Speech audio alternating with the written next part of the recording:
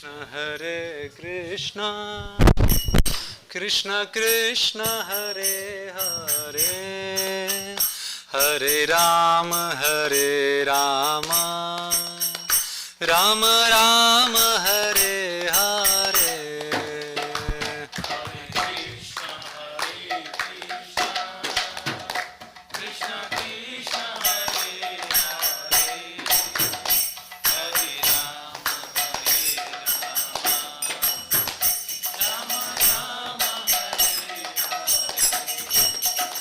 Hare Krishna, Hare Krishna, Krishna Krishna Hare Hare, Hare Rama,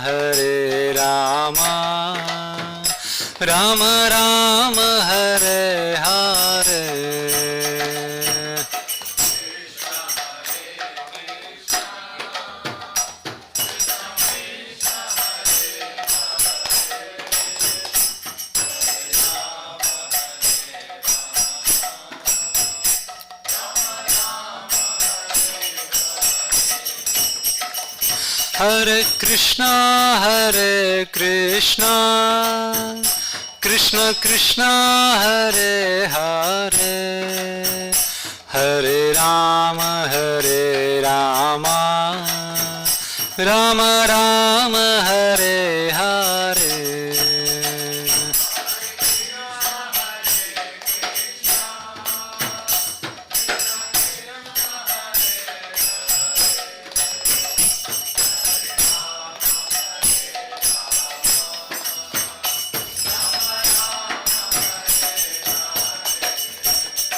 Hare Krishna, Hare Krishna, Krishna Krishna Hare Hare, Hare Rama, Hare Rama, Rama Rama, Hare Hare.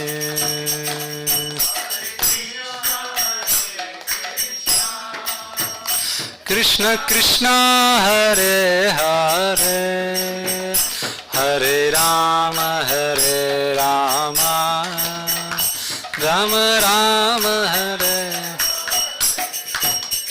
Hare Krishna, Hare Krishna, Krishna Krishna Hare Hare, Hare Rama, Hare Rama, Rama Rama, Hare Hare. Krishna, Krishna Krishna Hare Hare, Hare Rama, Hare Rama, Rama Rama, Hare Hare. Hare Krishna, Hare Krishna, Krishna Krishna Hare Hare, Hare Rama, Hare Rama, Rama Rama, Hare Hare.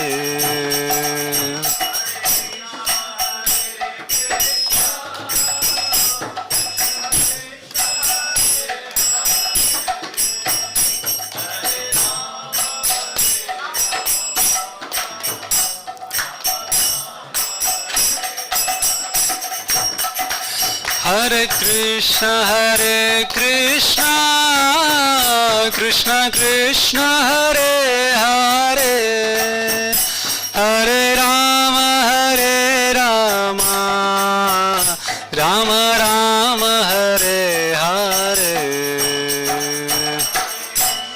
Hare Krishna, Krishna Krishna Hare Hare, Hare Rama, Hare Rama, Rama Rama, Hare Hare. Hare Krishna, Hare Krishna, Krishna Krishna Hare Hare, Hare Rama, Hare Rama, Rama Rama, Hare Hare. Krishna, Hare Krishna,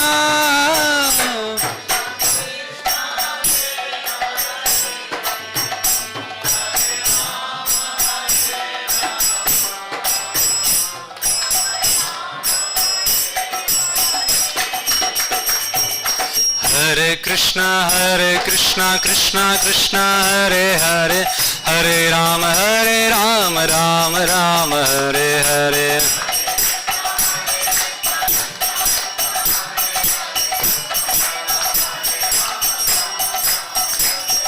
Hare Krishna Krishna Krishna Hare Hare Hare Rama Rama Rama Hare Hare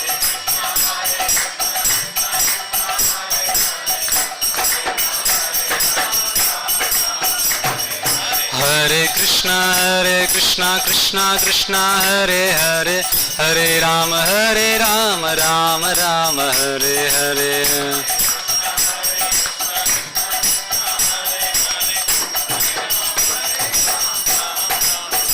Hare Krishna Krishna Krishna Hare Hare Hare Rama Rama Rama Hare Hare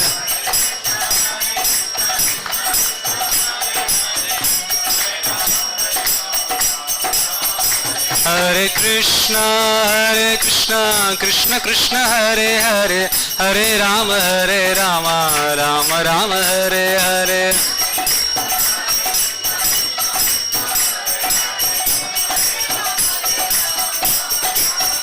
Hare Krishna Krishna Krishna Hare Hare Hare Rama Rama Rama Hare Hare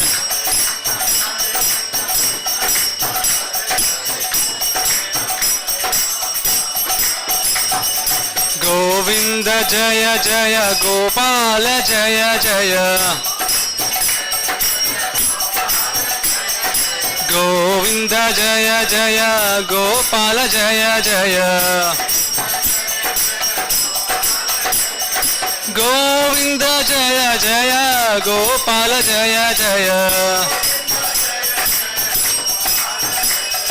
Govinda Jaya Jaya Gopala Jaya Jaya Radha Ramana Hari Govinda Jaya Jaya Govinda Jaya Jaya Gopala Jaya Jaya Radha Ramana Hari Govinda Jaya Jaya Govinda Jaya Jaya Gopala Jaya Jaya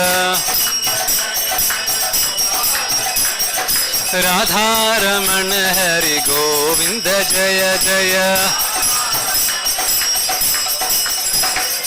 Hare Krishna Krishna Krishna Hare Hare Hare Rama Rama Rama Hare Hare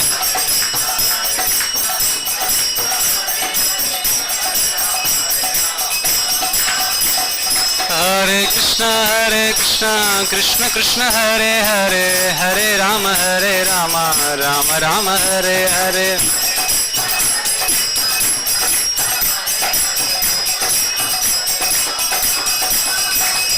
Hare Krishna Krishna Hare Hare Hare Rama Rama Rama Hare Hare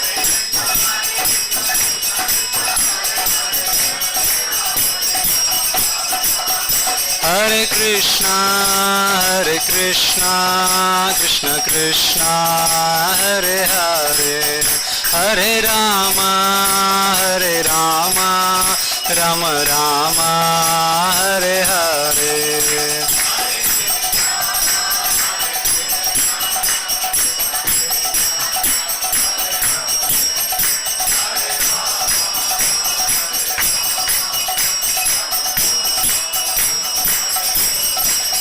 Hare Krishna Krishna Krishna Hare Hare Hare Rama Rama Rama Hare Hare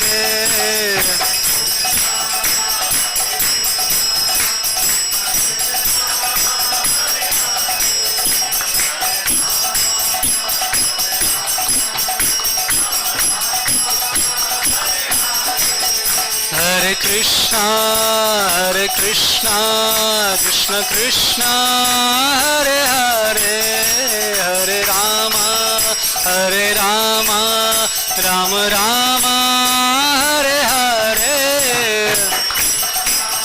Hare Krishna Krishna Hare Hare Hare Rama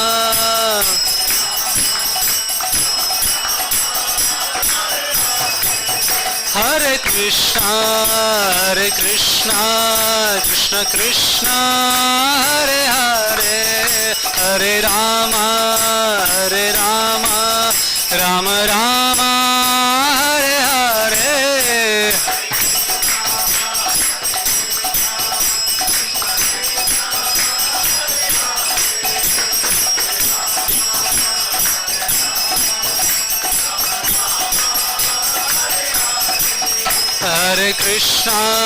Hare Krishna Krishna Krishna Hare Hare Hare Rama Rama Rama Hare Hare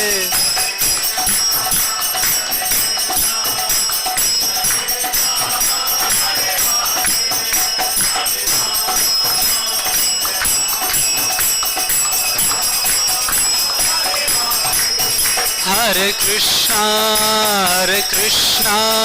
Krishna Krishna Hare Hare Hare Rama Rama Rama Hare Hare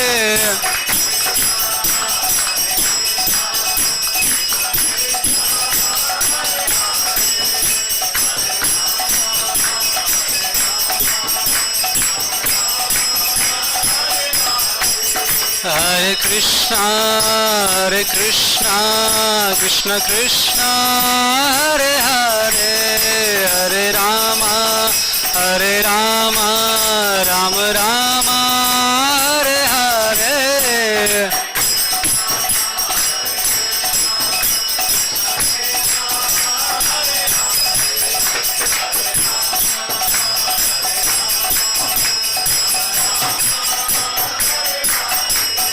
Jaya Radha Damodar Radha Damodar Radhe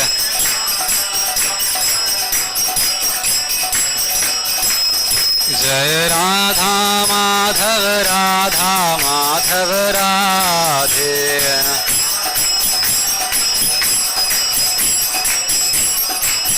Jaya Radha Shyam Sundar Radha Shyam Sundar Radhe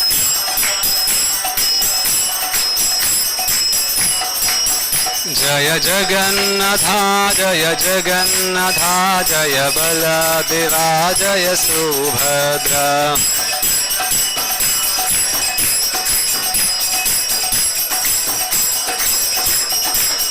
Nitai Gaura Hari Bol Hari Bol Hari Bol Nitai Gaura Hari Bol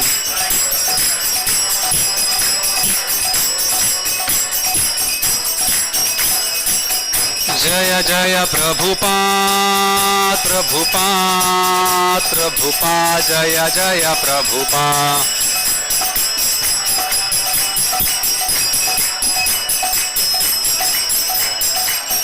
Jaya Jaya Gurudev Gurudev Gurudev Jaya Jaya Gurudev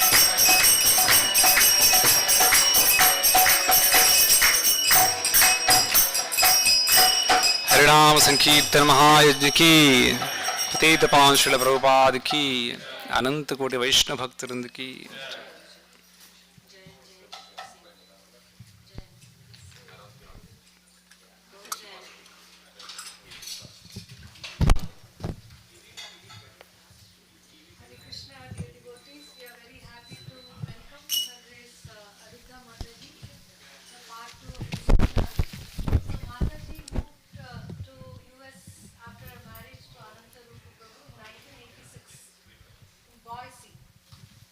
Now there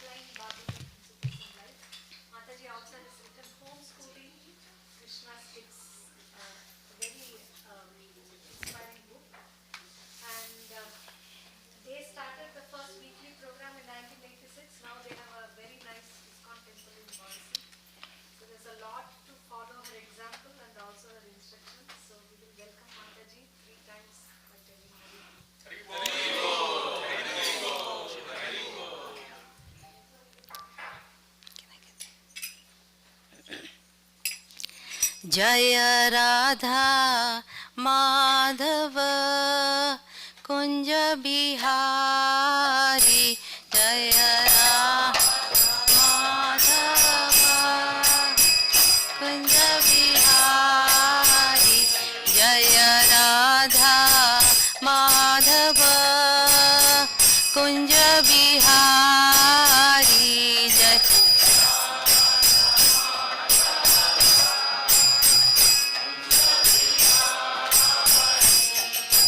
गोपी जन वल्लभ गिरवरधारी जय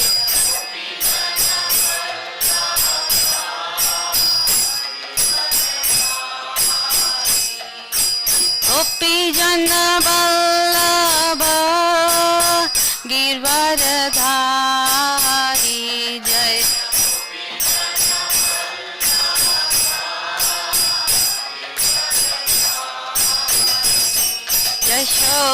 यशोदानंदन ब्रज जन रंजन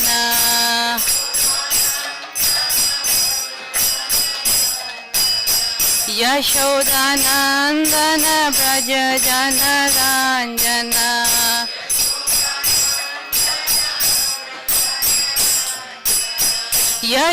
यशोदानंदन ब्रज जन रंजन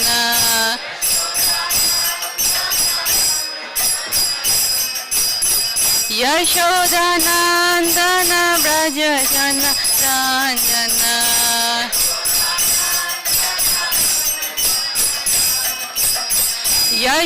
यशोदानंदन ब्रज जन रंजन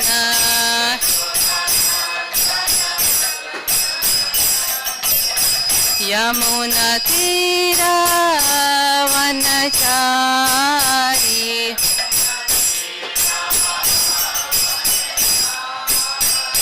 जय राधा माधव कुंज बिहारी जय राधा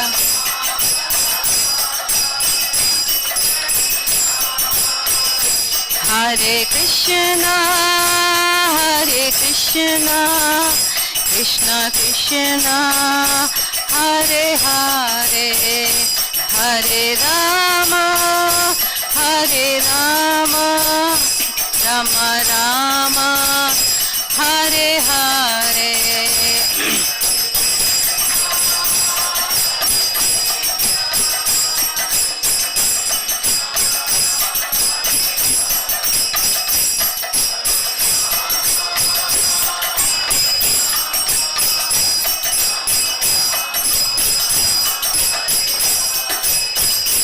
हरे Krishna Krishna Krishna Hare Hare Hare Ram Ram Ram Hare Hare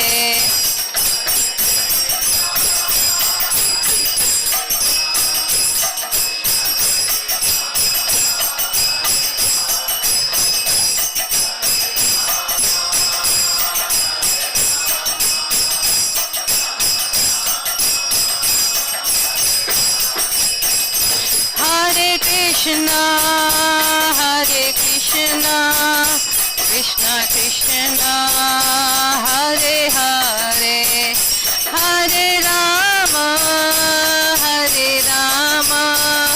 Rama Rama, Hare Hare.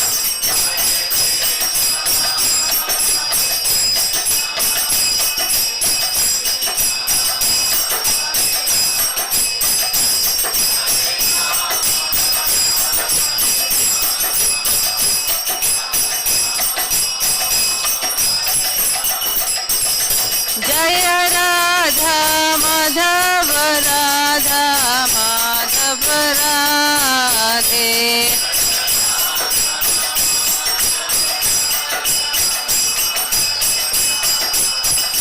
जय गौरनिताय गौरनिताय गौरनिताय जय Gaur Nitai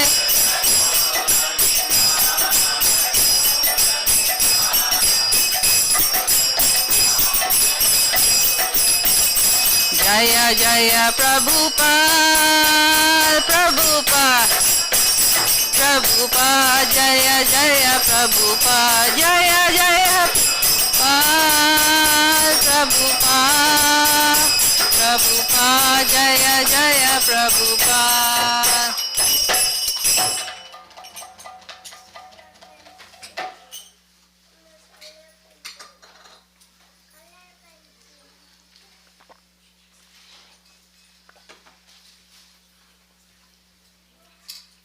Hare Krishna, everyone.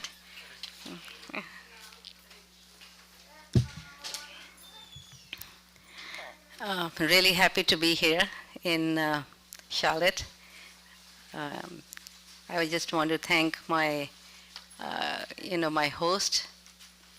Thank you. Thank you for coming. Thank you.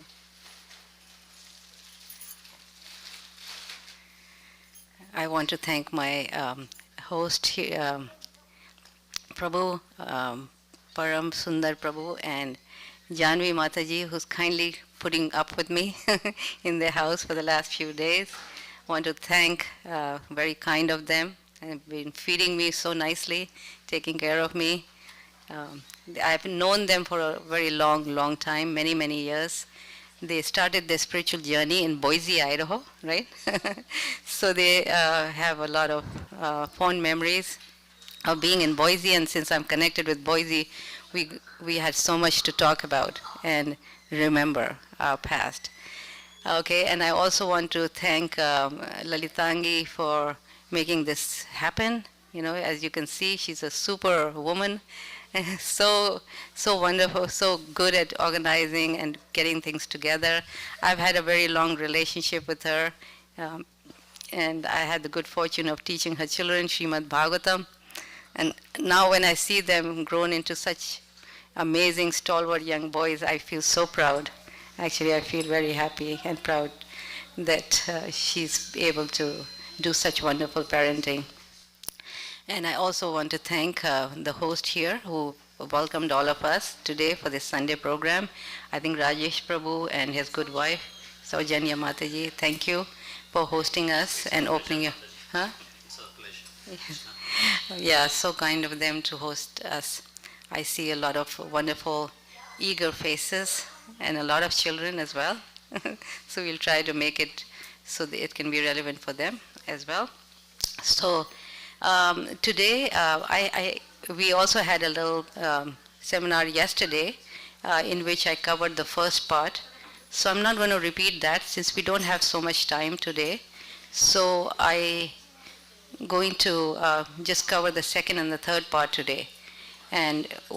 So what it is my seminar is divided into 3 parts.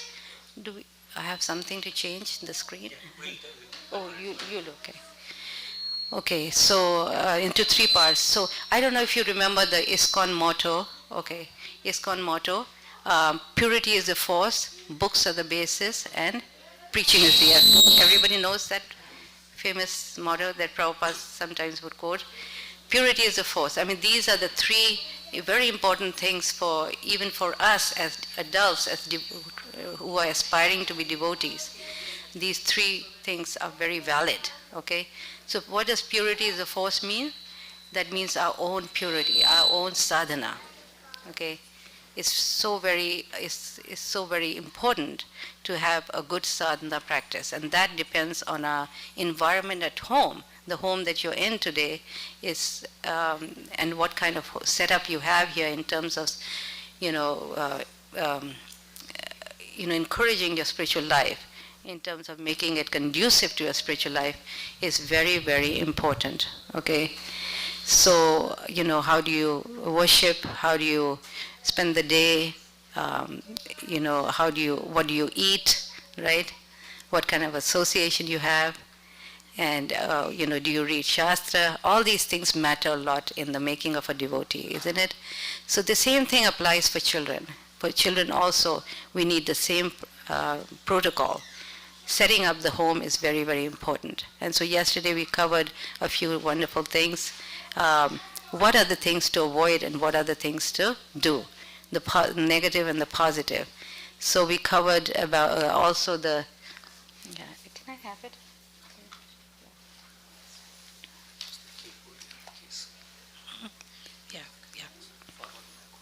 Mhm.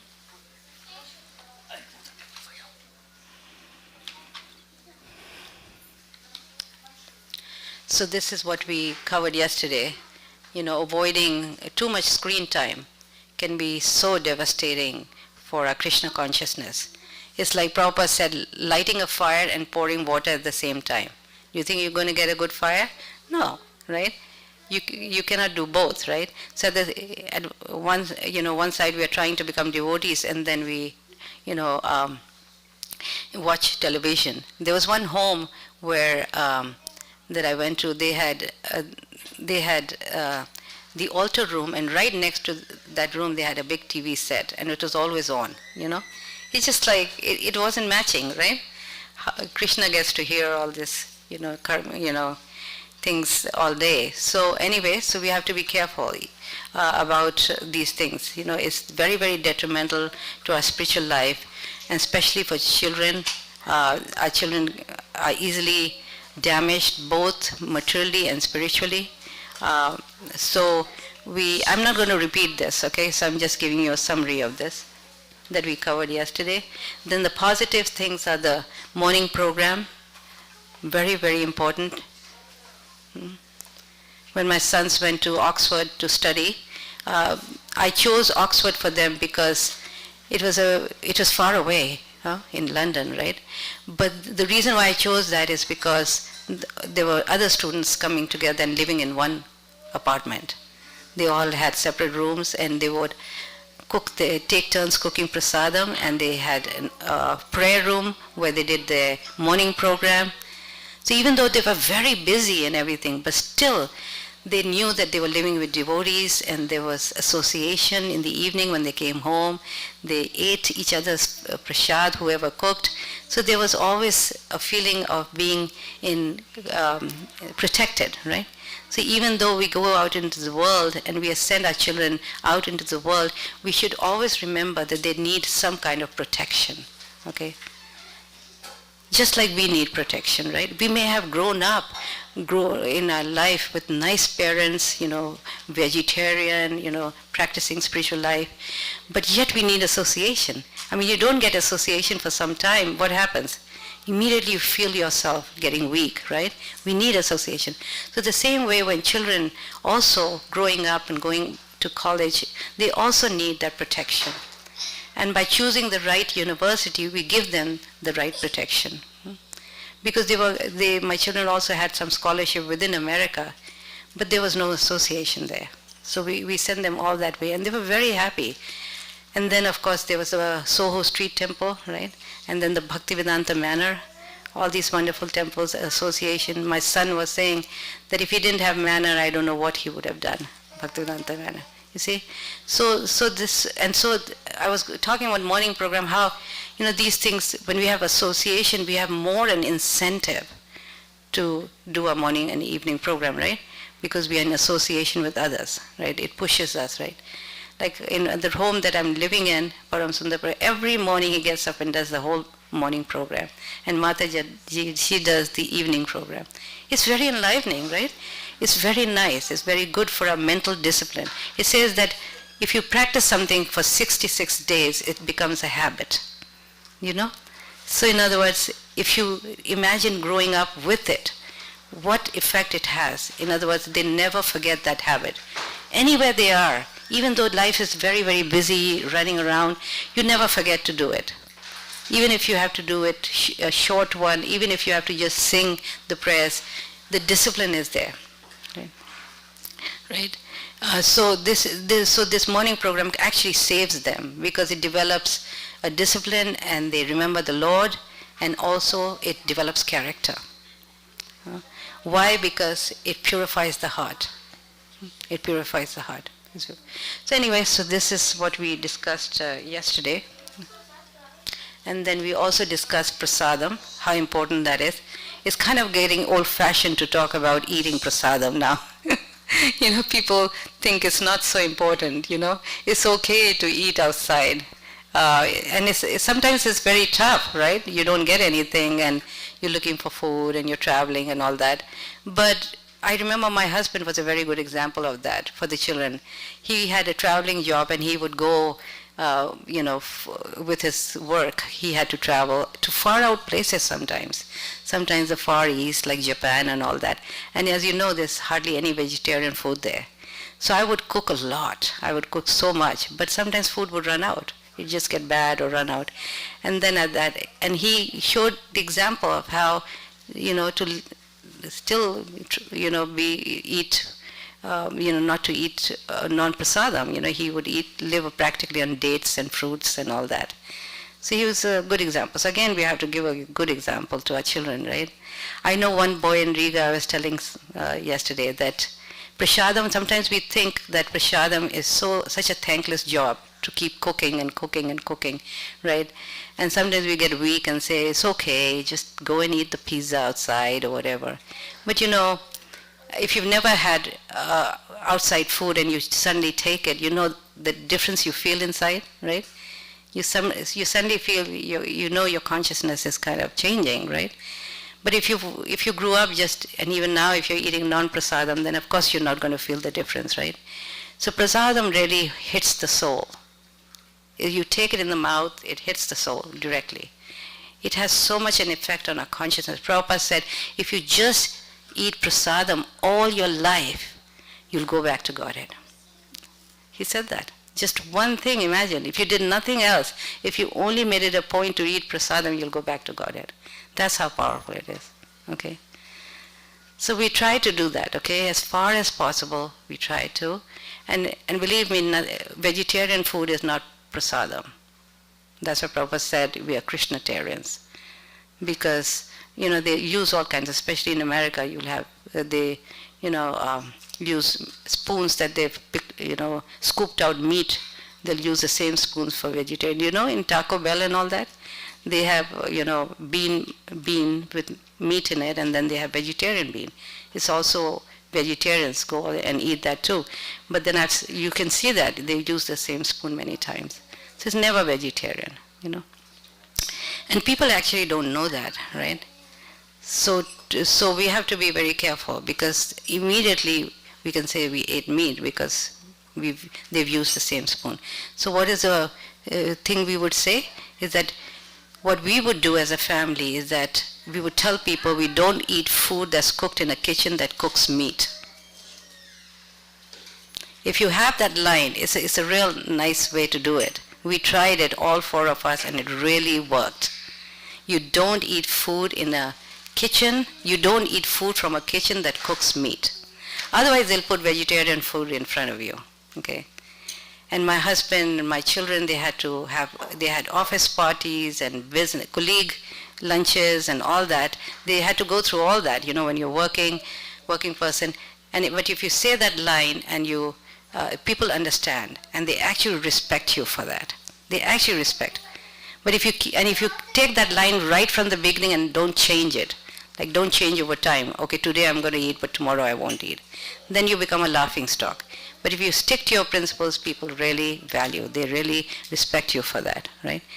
And in the restaurants, they'll bring you a nice fruit plate, a nice salad, and you can manage that, right? So all those things are very important, because that will help our children to become pure, right? Okay. Then good association is very, very important. Our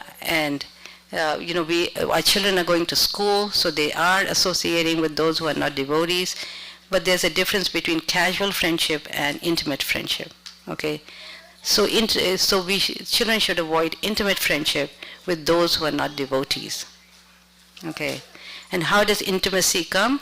It comes by sharing food and having sleepovers.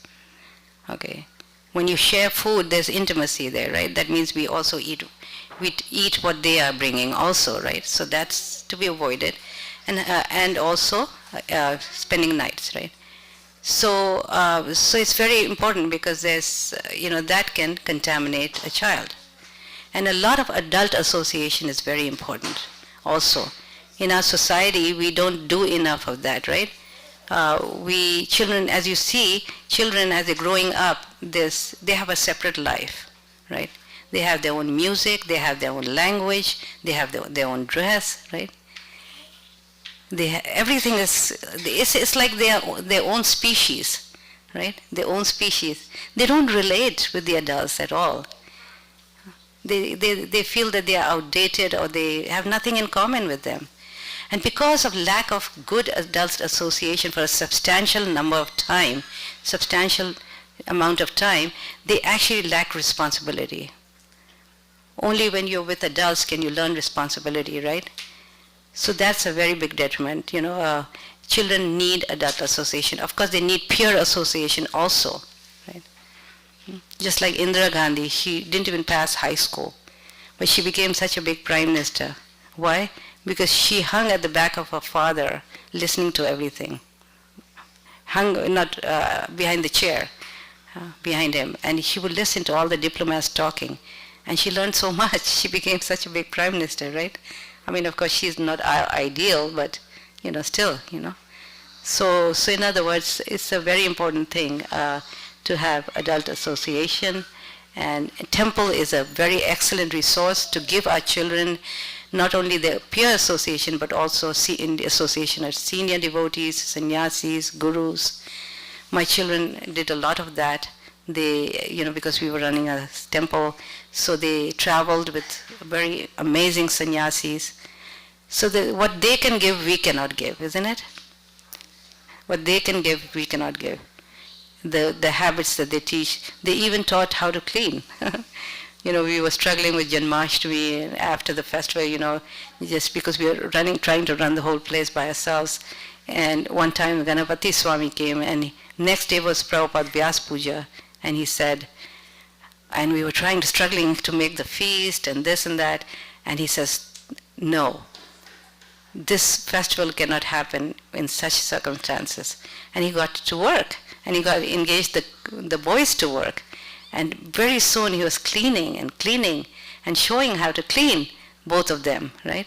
He was going under the tables, under the cabinets, under everything. The books, he emptied the bookshelf, dusted behind it, and pretty soon they had a whole big collection of dust there, So you see, what they can teach, we cannot teach, because of so much affection that we have. So it's very important to give them this association, right? Okay, let's go on. I want to get to the real thing. So deity worship, I spoke about it, how important that is. Okay. So Krishna consciousness we should give from day one, from very early in life, not that we wait, because the first impressions are very important. It sets your life. The impressions that the child gets in the first 5 years, you can pretty much predict what they're going to do in the rest of their life. How powerful those first 5 years. Now in America, they're calling it the lost years, because they were not paying attention to these first 5 years. They were thinking, it's just kids, very small, it doesn't matter. Now they're discovering how important, because the first impressions are given during this time, okay? And you can pretty much predict what they're going to be, because they are seeing the role models, the devotee role models. If you're giving them, then this is what they are going to become, right? So that is very important. Then we have the later years. Of course, I'll tell you I homeschooled my children, and this was my syllabus: reading, writing, arithmetic, rote, and raga. So strong language skills is the basis for all humanities, and strong math skills is the basis for all sciences. And I actually experienced that.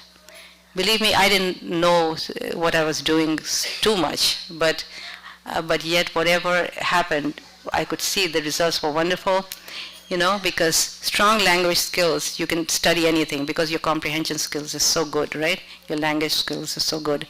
And that comes from the study of Srila Prabhupada's books. So I basically homeschooled them based on Prabhupada's books, especially Srimad Bhagavatam. And of course some math, and then rote is memorization, and raga is music. Books are the basis. This is what I'm going to talk about today.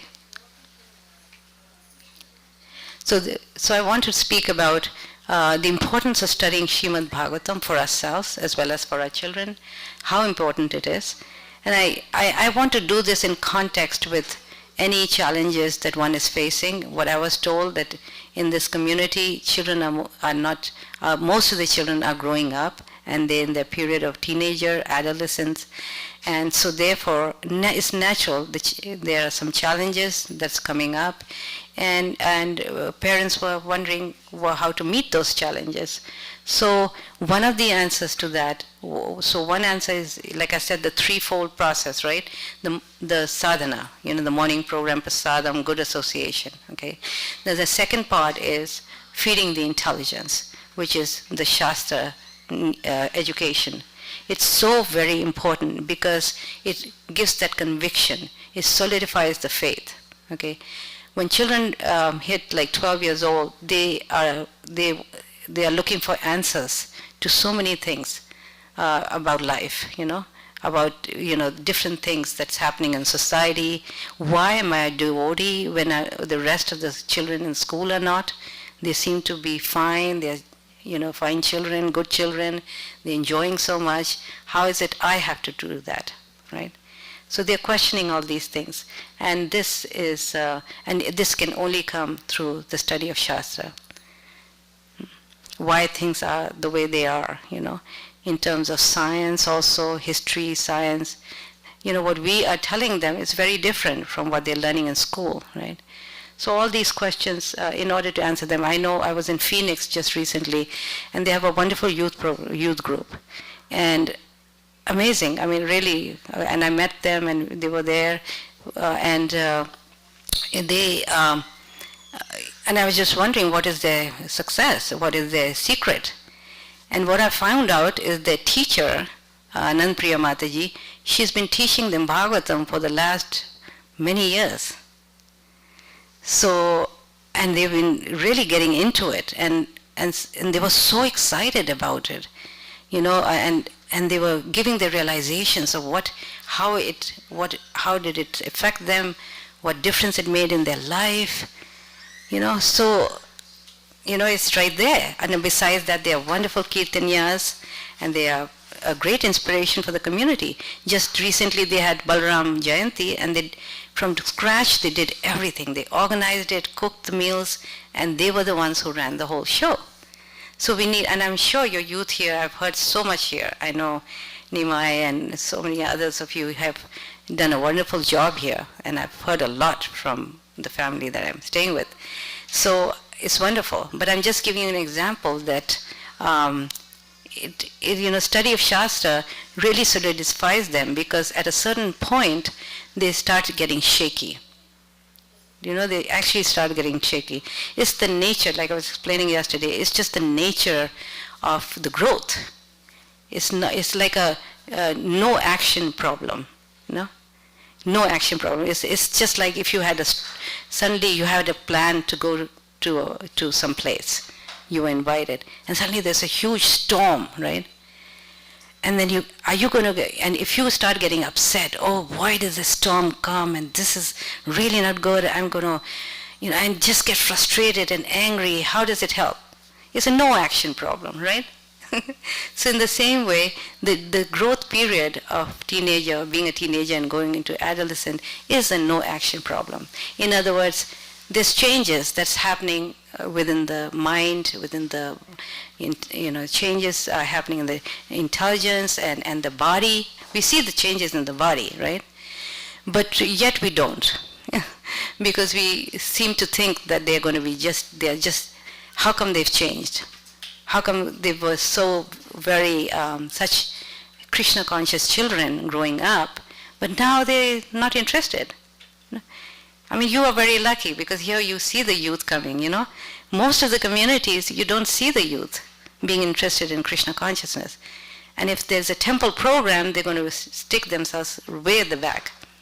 You have to drag them to the, to the event.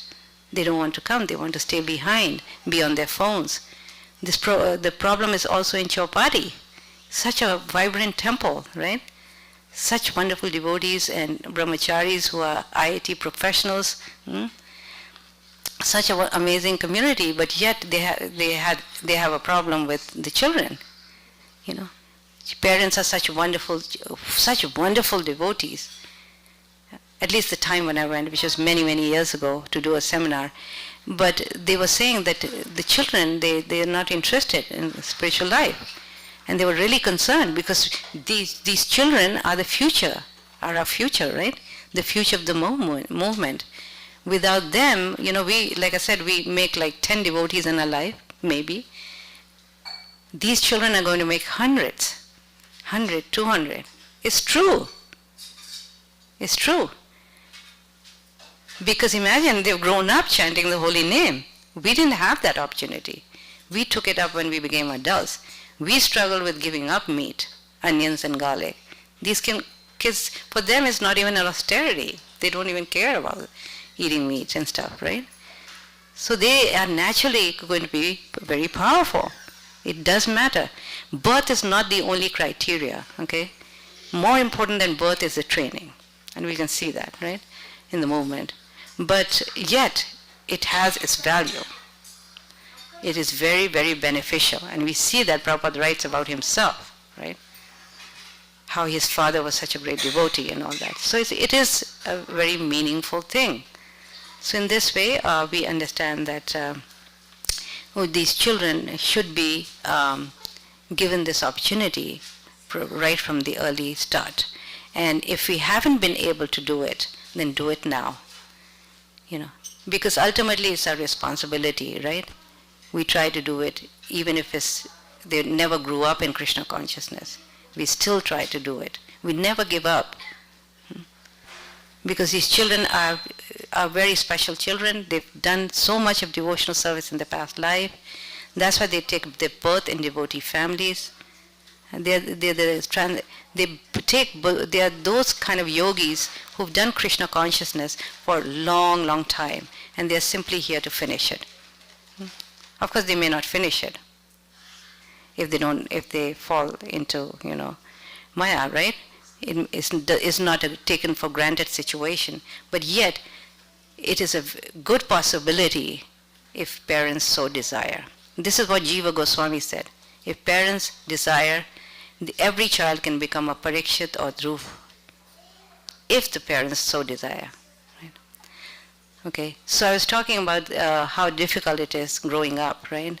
So here Prabhupada is giving the formula, what it takes, right?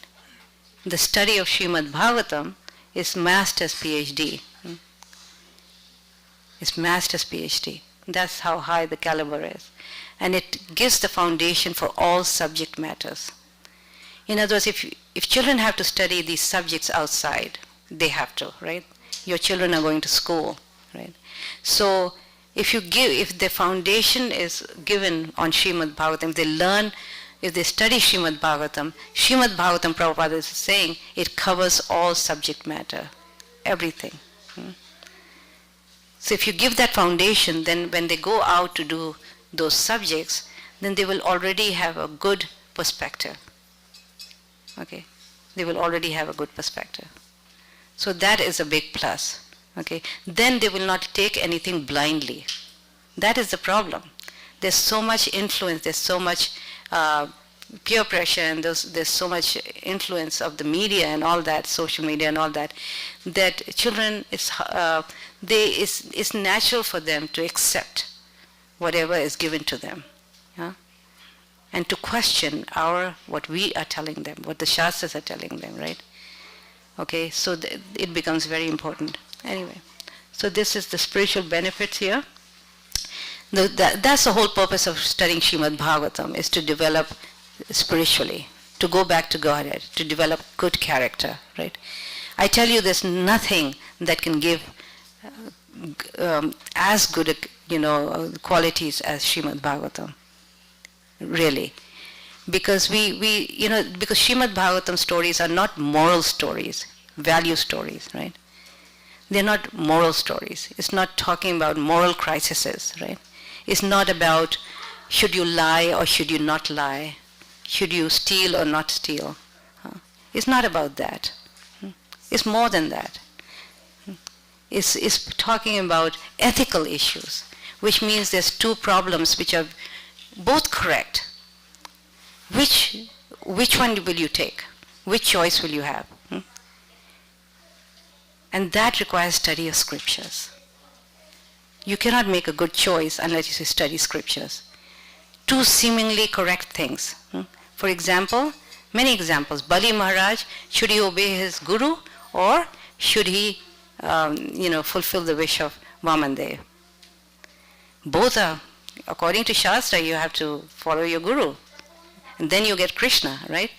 But he took the right decision of pleasing the Lord. He saw that his guru was not on the right track. Now that kind of intelligence, by knowing what decision to take, comes from Srimad Bhagavatam. Okay, and Bali Maharaj he was glorified, right? In Srimad Bhagavatam, he's glorified even though he's a demon, right? Not Vamandev is glorified, but Bali Maharaj is glorified, right? So in this way, Bhagavatam is so special because it kind of destroys all the accepted norms in life. For example, the child listens to the father, right? This is the norm.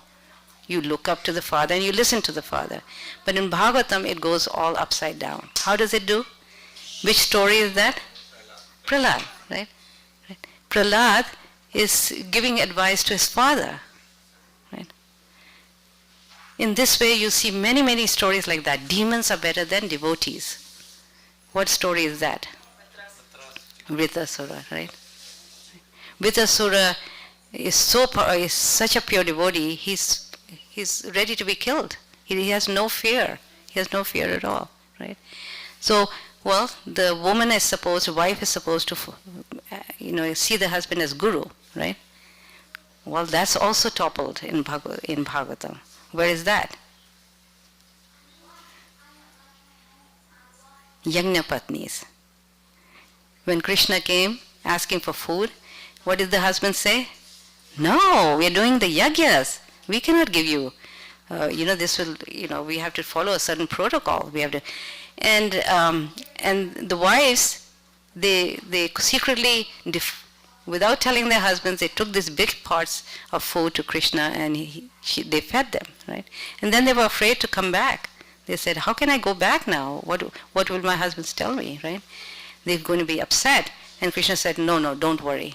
And when they came back, their husbands realized their mistake. They said, fire on our learning, fire on our sacrifice. We're trying to feed the mouth of the fire. The fire is the mouth of the Lord, right? We're trying to feed the fire, and the fire is the mouth of the Lord. And the Lord is coming, asking for food, but we're saying, no, we are feeding the fire. We are the gurus of our wives, but yet, today they are, teaching us. So in any way, Krishna, made this happen. And so you see, in Bhagavatam, everything is upside down. Why? Because it's not about who's higher or lower. It's not about the body or the relationship or, or the hierarchy. It's about the ultimate principle of pleasing Krishna. Okay. So it talks about dharmic value in a way that pleases Krishna. Okay.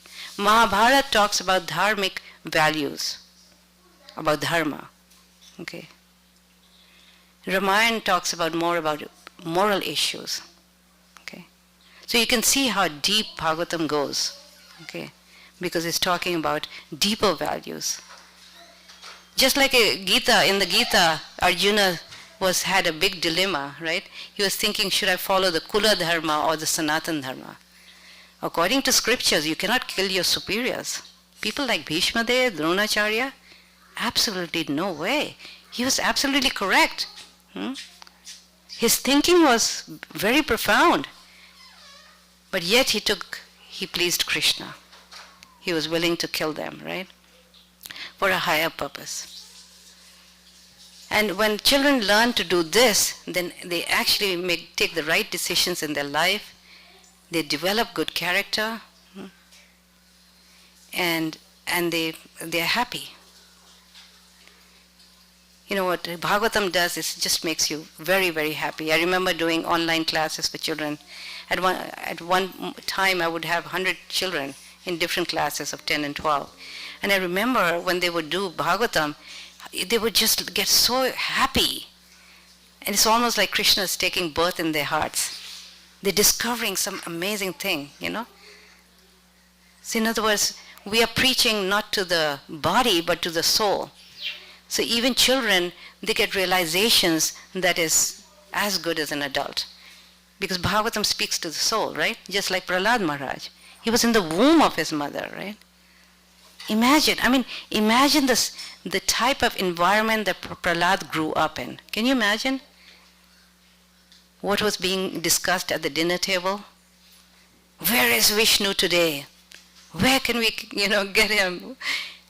Vengeance, hatred. This is the environment he grew up in. Absolutely no chance for devotional service. Absolutely no chance for him. And this is what he understood, and this is the environment that he grew in. How was it possible for him? How was it possible for him to become such a pure devotee? It's because of good association. Association with the pure devotee Narad Muni.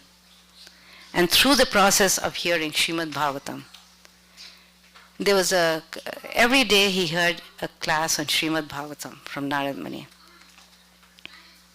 That's how powerful it is. It changed a child who grew up in such a demoniac environment, right? But yet he became such a pure devotee. So Bhagavatam can teach many qualities that we cannot teach. Quality of gratefulness. How to be grateful to our parents. How to be grateful to other Vaishnavas. You cannot teach it. You cannot tell your child that, be grateful to me. I've done so much for you. Can you please be grateful? It doesn't make sense to him, right? But you teach gratefulness through the Shastra, it has a very powerful effect. Okay, so I was teaching my grandson over Zoom for many years, and Bhagavatam, and he was only 4.5, and we were doing this Dhruva story where the planes are coming down towards the, after the 12th chapter, right? The plane is coming down to take Dhruva because he's become king for 36,000 years. Now he's ready to go back to Godhead, right? So the plane comes from Vaikuntha, and beautiful description is given in the Bhagavatam about the plane, how beautiful it is, with Nanda and Sunanda there. So he's reading, and then he gets really fascinated, and he says, "Daddy, I want to go on that plane right now." Just like a child would, right? And I said, "Okay, one day you can go. You will go. One day you can go." He said, No, but I want to go right now. And I started thinking what to tell him. And I said, "Okay, you can go, but remember, your parents will not be able to go right now. Is that okay?" I thought, let's put some challenge to him. And then he started thinking, and he said, he thought for a few minutes, and he said, "Well, I'm going to wait, because I don't want to make the same mistake as Ajamal did." And this Ajamal story I did with him long time before. It wasn't something recent that I had done. But he remembered. And what was the story of Ajamal? He was a wonderful Brahmin, very well trained by his parents, but he fell down when he saw a prostitute with a man, and he fell down and he brought the prostitute home and left his wife, his chaste wife, and his old parents. And so he lived with her for many years. I had like 9 or 10 children, right? And time came when he was he was on his deathbed. And then Yamadutas came because he was very sinful. He gave up all the good principles and he was committing sin and all. So naturally the Yamadutas came to drag his soul back to hell to be punished, right? So, and he's very scared seeing their faces, And so he calls out his son, his youngest son, who's just like, he was having children all this time. He was 88 years old. And he's calling out, and his name was Narayan. He said, "Narayan, Narayan." And of course, he's chanting the Lord's name. And even though he's thinking about his son, but because the Lord's name is very powerful and potent, then Vishnu Dutas came. And they said, "Stop! You can't take him. He just chanted the holy name. And so they had a very nice discussion wherein the Vishnu Dutas defeated them, the Yamadutas, right? So then when he was saved, he got a second chance. That's why Prabhupada has that book called Second Chance. And and then he realized, oh gosh, what did I do? He started lamenting naturally. What have I done with my life? Krishna saved me. And he started lamenting and lamenting. And one of the things he lamented about is how he neglected his old parents. Okay. And he was feeling very, very sorry about that. And he remembered that. He remembered that. And he was thinking, okay, if I go on that plane, what's going to happen to my parents when they get old? It's a far-reaching thought, isn't it? But how can you teach these things to a child without Srimad Bhagavatam? How can you teach? The lessons in Srimad Bhagavatam are so very deep, so profound. And you're not teaching by telling him, you should do this, you should do that, you're a bad boy. Or, see, remember you did that. Look at Dhruva, he's such a better boy. No, you're not accusing that child or putting him at a spot, but you're teaching him through very good examples. Example is very powerful. And these are examples of people who are absolute in nature. They're not going to change over time, Like you see the role models today, they may be very good role models, very exemplary, but over time they all change. They all fall down, right? Because material mode of goodness is not to be found in this world in a pure state. There's no pure material goodness. Goodness is not pure here. That is not Shuddha Sattva that we have in the transcendental world. So goodness has a tendency to go into passion and ignorance. Okay? So anybody who's materially, morally good cannot sustain himself in that, because there's so much of passion and ignorance that one gets tempted and one falls down. That's why you see the role models in this world, they're not perfect role models. They are hard to follow. And you see that, you read the newspaper whenever, you can see that all the time. Things like that. People who have been very good examples for their family, for their country, for their team, sports team. Pretty soon you hear of some scandalous stories, right? But these models, these role models that you see in the scriptures, they are not they're not fluctuating from this mode or to that mode and to that mode again. They're not unstable. They are very unstable, right? So in this way, we understand that we need to give them good role models, and that's why the association is so very important. The power of pure association that is so powerful. The association of a pure devotee, of a sadhu, of Krishna is so powerful that it can take away, it can actually minimize the challenges that children face to almost like a scratch rather than a deep, deep scar. Otherwise, this period of life is so difficult just because the body and the emotions are changing. The hormones are changing, and the children are flooded with hormones that they are actually not familiar with, that is strange to them. Not is it only strange for us, it's strange for them also. And they don't know what's happening. And when we try to accuse them of behaving in a certain way, they actually, they try to defend themselves, because actually they cannot help it, right? So this is how the Acharya is explaining. I'm not explaining. This is not my thing, okay? The Acharyas, Bhaktivinoda Thakur and Bhaktisiddhanta Saraswati Thakur, they've written so much about parenting. And this is how they explain it.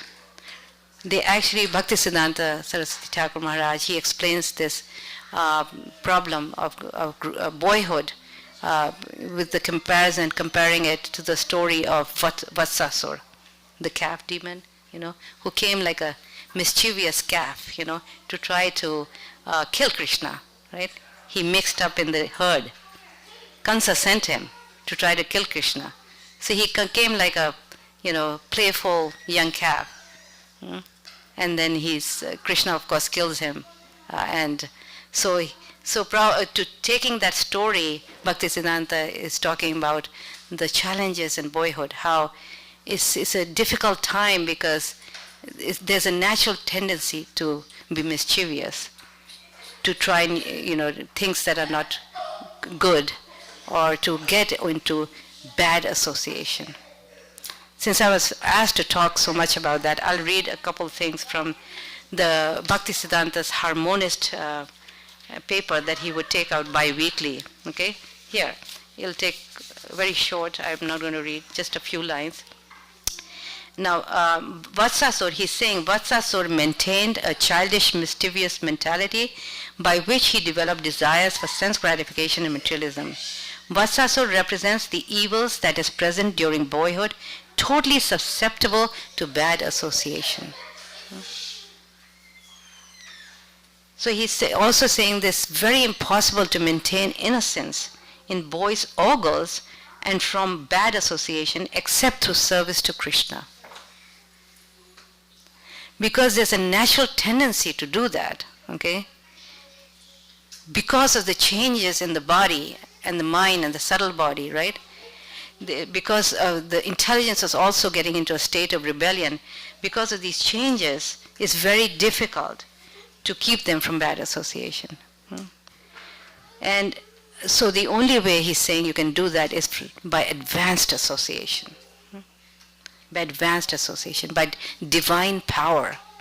So when they associate with Krishna and his devotees, that is the only thing that can curb their lower self and bring up their higher self. Okay. He's saying that they have a right to be joyful and at the same time take shelter of Krishna like the cowherd boys in Vrindavan. This wholesome approach, if given in childhood, saves him throughout life. So this is what I'm trying to tell you, how important Krishna consciousness is to our children, not only the early years, but at every stage of life. And of course, it's so much easier if you do it early in their life, right? It's so much easier rather than if you introduce it later on. But of course, it has to be done, right? In some way or the other. So this is yeah. So, and then he talks about, he criticizes parenting with different types of moods. People have so many ideas about parenting, how to raise children. They have so many different ideas and views, right? And opinions, right? So he takes a few, the common ones, like, okay, some parents think that I'm going to curb their sensuous tendencies in their childhood so they can be responsible and joyous later in their life. I've seen that. Parents are very strict just so they can get married and be sense enjoyers basically. But they have a strict life growing up. Anyway, and then he's saying that another idea that is prevalent nowadays is that strictness can be applied to them by becoming very strong in mind and intellect, becoming a scientist or a researcher, so that they can control material nature. Right? Very ambitious. Become a big scientist. There's nothing wrong with becoming a big scientist. Prabhupada encouraged his disciples, Dutta Karma Prabhu and Sadhaputta Prabhu, to be very qualified scientists, right? So it's just the whole mood is that you should become a scientist so you can control material nature. Okay, and then so Bhaktisiddhanta Saraswati says that this is not the purpose of sense control, is to control material nature. What is the purpose of sense control? It's for a higher purpose, right? Bhaktisiddhanta was very clear and strong about the purpose of life. Morality is not the purpose of life. Sometimes we think the children have to be just good children. As long as they know the difference between right and wrong. It's okay, but that's not good enough. That's not going to take them back to Godhead just to be a good person. That's mundane morality. And I just told you that mundane morality can degenerate into passion and ignorance, right? So that's not good enough. The whole purpose is to guide the soul for a higher purpose. So our responsibility is to guide the soul for the ultimate purpose of going back to Godhead. This is our responsibility. Rishabdev in the 5th canto, in that famous verse, right?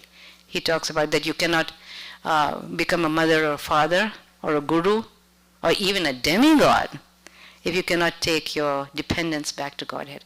So anyone who gives shelter to anyone has a responsibility, whether it's a teacher, whether it's a guru, whether it's a demigod, they have a responsibility to take the person that they give shelter to back to Godhead.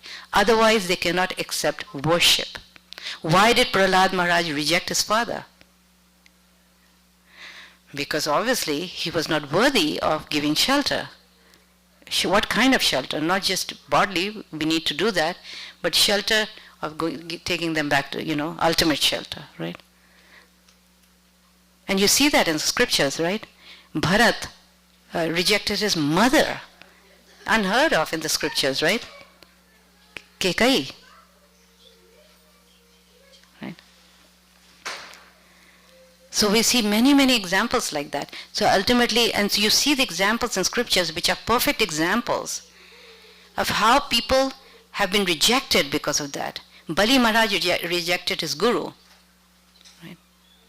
Because they did not give that shelter, because Rishabdev says it's such an important responsibility to give Krishna consciousness to our children. Otherwise, we will be reproached. We have to suffer reaction, right? We try to at least to do our best. We should at least connect them to pure devotional service. And for doing that, we need, again, a proper home environment, right? We need to develop all that, right? The process of sound vibration has to be there. The process of hearing and chanting has to go on in the house. Right? So all this is there. And then, of course, he talks about, the last one is, then he says, material dharma is not the purpose of life. What is the purpose of life? Paro dharma, the ultimate dharma of pleasing the Lord. Right? That's the whole essence of Srimad Bhagavatam, is paro dharma, is to give them, send them back to Godhead. And otherwise, then he says that the parent has no higher duty than to put the child under the care of an advanced soul. And that's why they were sent to Gurukula. Because according to the Vedic system, they are meant to be given advanced association, and that's why they were sent to Gurukula. There was a purpose behind the Gurukula. Now, Gurukula was only for 10 years, do you know? It wasn't all their life. Yeah. And that's because during those years, they were taught the Vedas, they studied the scriptures, and they were developed character. Even 50 years ago, influential people in India, they sent their children to Gurukula, and they had everything in their house. Money, they could hire tutors, they could do anything. But they understood the importance of good character, developing good character of sense control, tolerance, mercy, compassion, all these things. Of course, now it's not possible, right? There's hardly any Gurukulas around, right? So what I'm saying is that, but the purpose behind was very lofty, right? And so we see, why? Because parents have the weakness. They are so attached bodily that they forget the ultimate purpose of raising their children, is to connect them to Krishna. And if you can do that, nothing like it. Why? Because the contemporary model is what Bhaktivinoda Thakur showed us. Bhaktivinoda Thakur did not send his 9 children to Gurukula. He taught them himself. And he had such amazing children. And of course, one of them was Prabhupada's guru, Bhaktisiddhanta. So he's providing the contemporary model. So you see, so this is, Bhaktisiddhanta is saying that So there are many options out there, right? But whatever it is, it's the whole essence of it is to be able to do whatever we can in order to train our children for the ultimate journey. Not just to give them a good career, make sure they have a good job. The body and the mind has to be taken care of. But the ultimate purpose is to take care of the soul, right? The spiritual core has to be there. And then we can add on to everything else. If we lose the spiritual core, then no matter how much we take care of the body and the mind, it's not going to help. Because we are not this body, right? We're not this body. Anything with the body is not going to give us happiness. It's not going to give us the satisfaction. If you're American, then we can do things for, in favor of American. If you're Indian, we can do things like that in favor of whatever it means to be Indian, right? But we are not any of those things. We are spirit souls, right? So the same way we have to see our children like that. They are spirit souls and they've been given to us for this life to make sure that the journey is complete. Okay? Did we decide that our children are going to be born in our homes, in our families? Was that our decision? We were totally, whatever Krishna gave us. They just landed in our homes, right?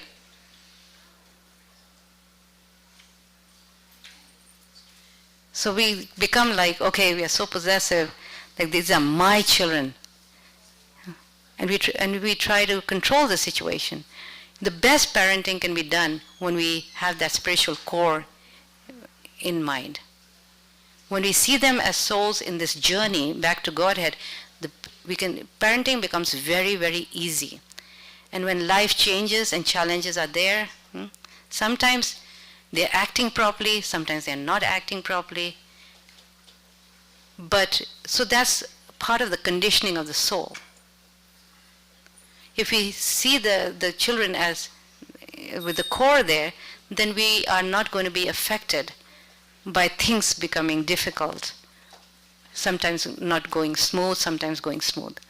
Because you see, you see it as part of the conditioning, not so much, which can change, right? And you can remain steady in your parenting duties, right?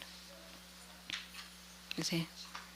So in this way, we understand that what is our real duty, and in terms of, and there's some very good examples in Shastra, right? I really like to give that example in Mahabharata you have Dhritarashtra, how he reared his child, Duryodhan. He was not a bad person at all, right? But his weakness was Duryodhan. And Duryodhan completely manipulated him. And he went along with it. Actually, Gandhari was not, she was more intelligent. And she tried to warn him and tell him. She actually refused to accept his adharmic, his policies. Because Gandhari was very, very dharmic lady. There was never a time in her life she didn't follow dharma, right? Her example is also very good. Because even though she followed dharma, but it was on the level of mundane dharma. She had no bhakti, you see, right?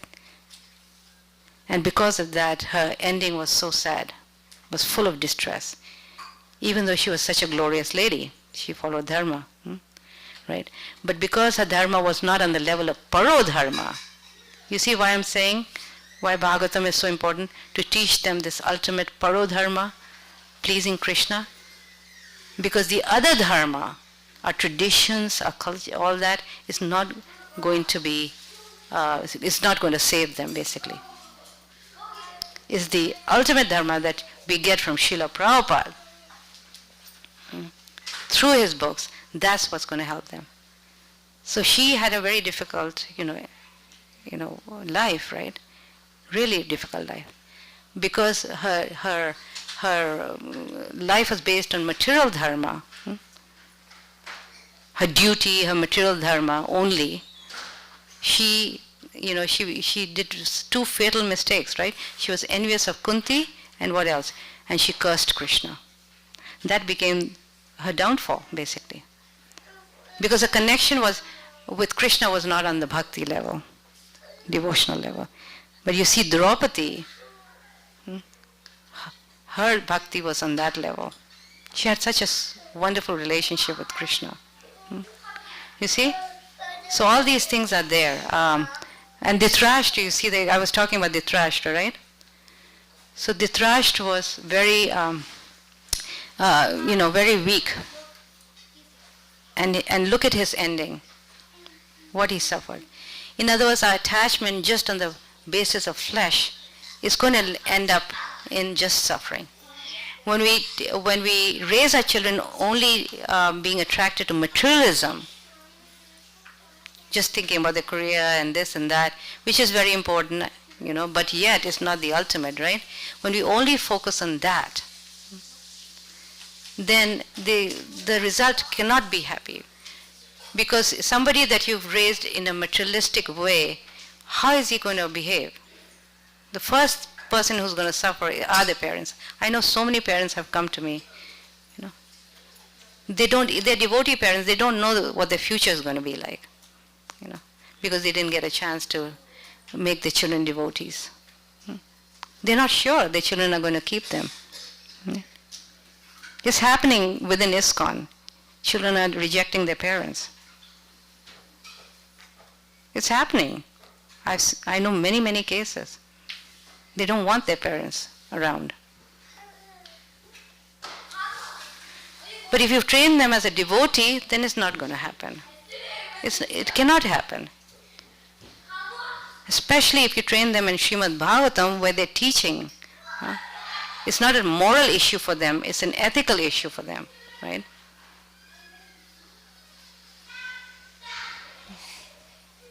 I mean, all these great Pandavas and all that, imagine they were such amazing warriors, but they had a heart.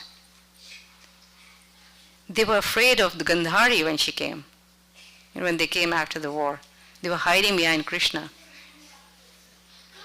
because they knew she would be so angry. But because she was such a chaste lady, they were afraid of her, right?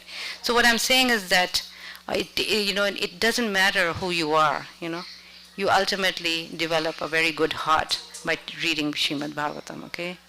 So that's what I'm trying to say. Okay, so this is our spiritual benefits. The academic benefits is, I'm just going to cover this topic of Srimad Bhagavatam today. And the academic benefits is not just like children become nice devotees. That is the whole purpose of Srimad Bhagavatam, is to send them back to Godhead. But also in areas that are not even devotional, they end up a winner. They excel in that. Why? Because the nature of Bhagavatam is that it goes very deep. Bhagavatam is taught in so it's taught in different layers. You peel one layer, then you go to the next layer, and it goes to the next layer. You cannot just study Bhagavatam one time. You have to go You cannot go one day. You have to go deeper, and it goes deeper and deeper and deeper, right? So in other words, a child, I forget the train of thought, I'm sorry, but anyway. So, so academically, because there's so much critical thinking and analytical thinking in Bhagavatam. No story is simple, right? No story is simple, straightforward. It's very deep. It goes through many, many layers, right? For example, the story of Parikshit Maharaj. It's not a simple story. He's such a humble person, right? But we think of humility as being meek, being a coward. That's how people think. If you're humble, you're just a little coward, or you cannot do much in life, right? But that's not the humility Parikshit Maharaj is showing. At the same time, he's showing great leadership, right? How he deals with Kali and all that. And he doesn't take revenge. I mean, he doesn't counter curse. He's so in tune with people's feelings. When something bad happens to us, what do? We first of all blame others. We want to put the blame on others, right? Instead of accepting us as part of what we deserve and seeing it as the mercy of the Lord, we blame others, right? But he didn't do any of those things. He saw it as the current of time. He saw it as Krishna's plan. And he didn't even go to somebody like Shamak Rishi to apologize, because he threw the dead snake around his neck. He didn't go for apology because he was worried how Shamak Rishi is going to think. He's going to get so embarrassed. He's thinking of his feelings, of how he's going to get embarrassed. He's going to die, but he's not thinking of saving himself. So it requires a lot of deep thinking to just figure out that story, right? The story of Prahlad Maharaj. You have to analyze so much over there, right? Prabhupada talks about many lessons in Prahlad. What is real love? What passes on in society is not real love. What we see in mundane families, the love between families, is not real love. Because it's all about interest. You do something for me, I do something for you, right? It's interest. What is it? Self-interest, right? But what Prahlad, what he saw in Krishna was real love, right? So that's why in the end, when Krishna asked him for a boon, he said, "How can you do that, my Lord? How can you ask me? This is the kind of love, selfish love, that I've seen in the world today with my father." His father was so mean that he was ready to kill him, even though he had never harmed anything, not even an ant. He was ready to kill him. Why? Just because he would not support him, he saw him as an enemy. Imagine, his own son is an enemy, right? So his whole concept was that of being either you're my friend or you're my enemy. So this is what he saw. But in Krishna, he saw the unconditional love, right? So in this way, we learn many, many lessons. How demons are better. How somebody, even living in a demoniac environment, can become such a great devotee. So in other words, we shouldn't judge by the body. Somebody who comes from a bad family can be a great devotee, right? Whole Lord Chaitanya's movement is based on that, right? Not based on body. Today we wouldn't be doing deity worship had it not been for acharyas. Because by introducing the Pancharatrika Vidhi, there was a revolution which shows that anybody who pleases the Lord, who remembers the Lord, is qualified to serve Krishna. You see? It's not based on ritualism. It's not based on birth or caste. Right? So all these things are there. So anyway, this goes very, very deep, and therefore children today, employers are looking for candidates who are not just good or have good marks in college. They're looking. It's getting very disturbing, Mataji. Yeah, it's too disturbing. I'm sorry, I can't. She's going on and on. Yeah. So today employers are looking for people who are who can actually analyze things. They give problems, and you try to find a creative solution for it. Okay? This is how they're picking out candidates for employment in universities. This is what they're looking. This is how they judge if somebody is qualified or not. Gone are the days when good marks or good college, it was the thing, Now they're looking for different criteria. And this kind of training comes from Srimad Bhagavatam, right? Critical thinking, analytical skills is coming from Srimad Bhagavatam. So they become a success. Today in America, when you want to become a lawyer, you go to law school, the prerequisite that they're looking for is a degree in philosophy. Why philosophy, you wonder, right? Not because of the content of the philosophy, but because of the skills that are needed to come to philosophical solutions. You see? Anything you take, any career you take, these are the skills you need. Any skills. You need the skills that Bhagavatam gives us. My sons, they went to college early at the age of 12. And it was just by accident. I never would even dream of anything like that. I was homeschooling them, and we were running Govinda's restaurant. And one gentleman he would come to eat. He was the chairman of the English department at the local Boise State University. And he noticed how the children were speaking very fluently. They had good command over language. So he was very impressed, and he said, "Oh, why don't you give them a class at the university?" And I thought, what? They're so young. He said, "No, just one class, maybe English class or something like that." I thought, well, he's the chairman, if he's saying that, maybe something to consider. And so he gave us some advice, and then I went to the dean and told him, I asked him and if they could take a class, and we took some things, to show what they had.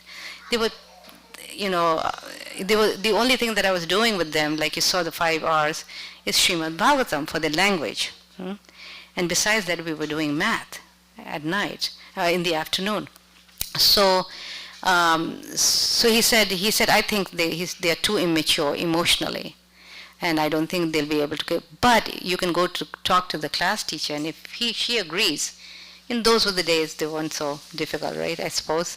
And he says if the class teacher agrees, then he can do one class. So we started looking for the right class. So all the English 101 classes were full. The 102 classes level, 102 level, as you know, was full. Then I thought, okay, what should I do? And then he said, no, try for the honors class. And the first level honors class was also full. Then he said, try for the second level. I said, really? He said, yes. And the second level had some few seats left. So I went to the teacher and he said, he was also a little skeptical, but she said, okay, we can try. Let them in. And so my older son was the first one to do that. And then when he walked into the class the first day, right, he was shocked. The syllabus had things that he had never studied before. Shakespeare, classical writers, all these. And he had only studied Bhagavatam. And of course Chaitanya Charitamrita and all these wonderful books. And so but then as he started reading them and started doing the assignments, he noticed how they were not difficult at all. And how there was so much, how Bhagavatam is so deep, right? It's master's PhD, Prabhupada is saying, right? And also there were a lot of similarities, he noticed. Like there was one of the classic books where they were describing a lot of banquets and feasting and all that. And he was thinking how similar it is to Chaitanya Charitamrita, where Lord Chaitanya is always feasting and enjoying with his devotees, right? So there were a lot of similarities. And so the teacher told me when I went to talk to her, she says, while the other kids were trying to get the storyline, the plot line, your son was trying to go deep into it. That was the training from the Bhagavatam. What is Shakespeare thinking about? What is his view of the world? And she was very impressed. And that comes from the training of Bhagavatam. Because none of the stories, like I said, is a straight story. It goes very, very deep. And that training was being valued. And this happens with any subject, You talk about philosophy. He also took a philosophy class, and the teacher was, it was impersonal. The philosophy was all Mayavadi philosophy, Western philosophy, and he was a devotee, but he absolutely had no problem. A devotee has so much motivation because he knows the purpose why he's doing what he's doing. Why is he doing higher education? If you keep the spiritual core intact, he will know that he's doing it to please Krishna. That one day with his studies, with his higher education, he can go and he can serve Krishna. That should be the motive for children.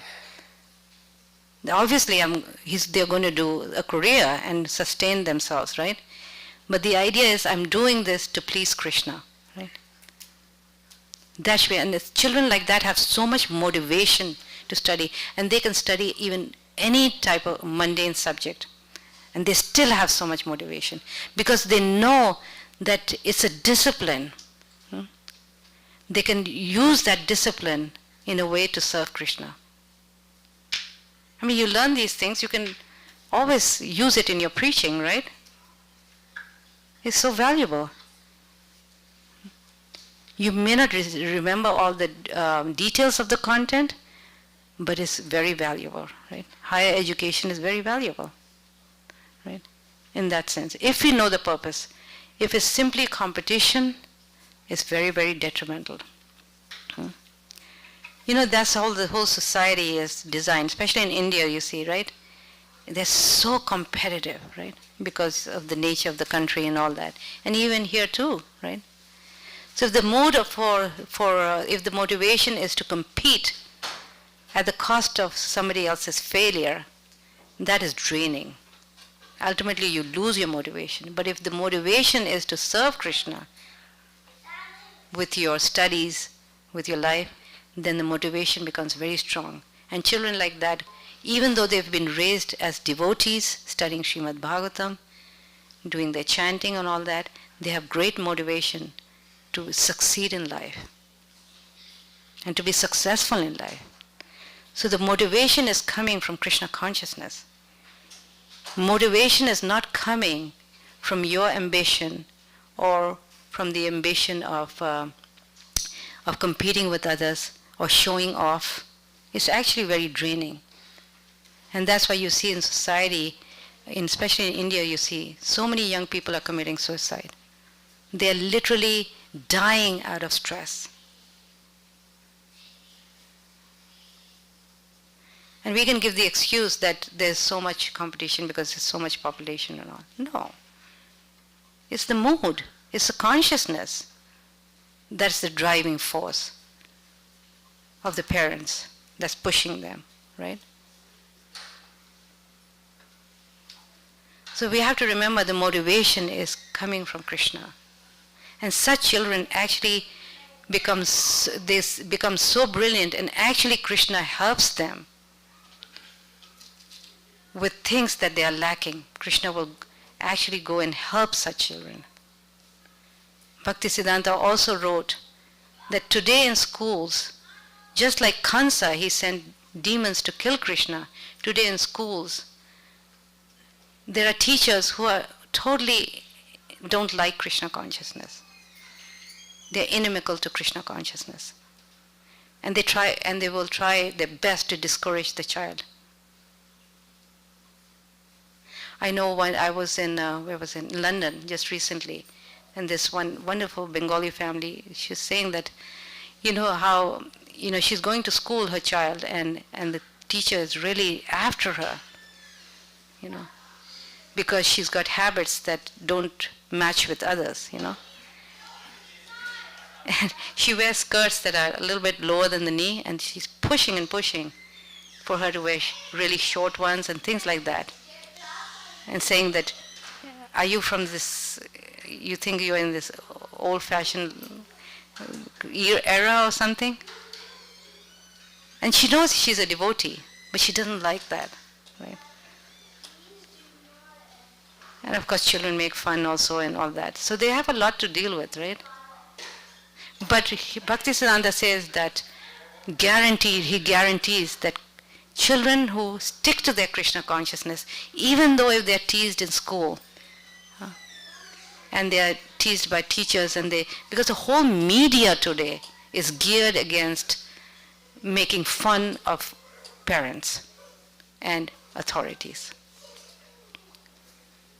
It's geared like that. It's just like that. So you have very little, authority nowadays. Parents have little authority because there's so much bombardment of disrespect and not considering, because, the whole Darwin philosophy is based on that, right? Man came from monkeys. So who's better?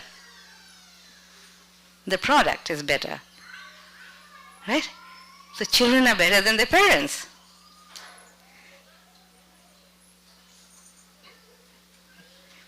So lower intelligence comes from higher intelligence. It's impossible for man to come from monkeys.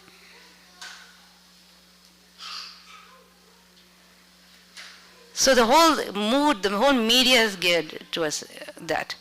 We actually don't have much authority anymore over our children. Gone are those days. There's so many other authorities. They're spending 8 hours in school, plus this media, social media, peer pressure. So that's why I'm saying the only thing that helps is divine power. It's advanced association. And that's what Bhakti Siddhanta is saying here. He's giving the guarantee that if you raise your children in a Krishna conscious manner, he's giving a guarantee that Krishna himself will come to protect such children. And we saw that in the case of Prahlad with Sanda and Marka, right? Not just any child who takes the shelter of Krishna. Now children take shelter of Krishna in a different way than we do. But there is a guarantee there. So we have to be, very, not be afraid to give them Krishna consciousness. Not that they are going to go to school and start talking about Krishna consciousness there, right? They cannot do stuff like that, right? But at the same time, their faith has to be very strong inside, very strong faith. And that comes from us, what we think. Our faith, right? Our faith has to be there. Okay, well, I don't know what time it is. So, oh my God, it's 6:30, it's coming away. So this is how to teach them. I don't know if there's any time, Lalitangi. We're getting late, aren't we? Okay. So I have these books like Lalitangi Mataji talked about.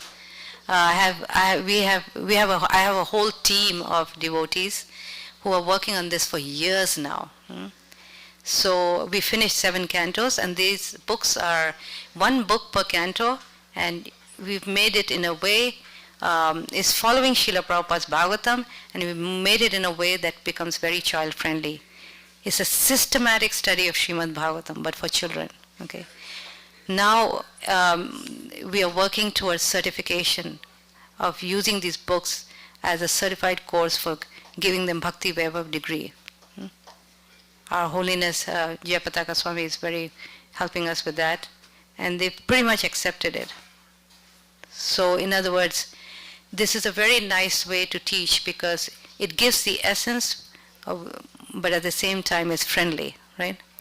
There's analogy activities, introspective activities, critical thinking activities, language activities, fun things like drama, theater, and crossword puzzles also. And this can be taught all the way from 8 years old to 18.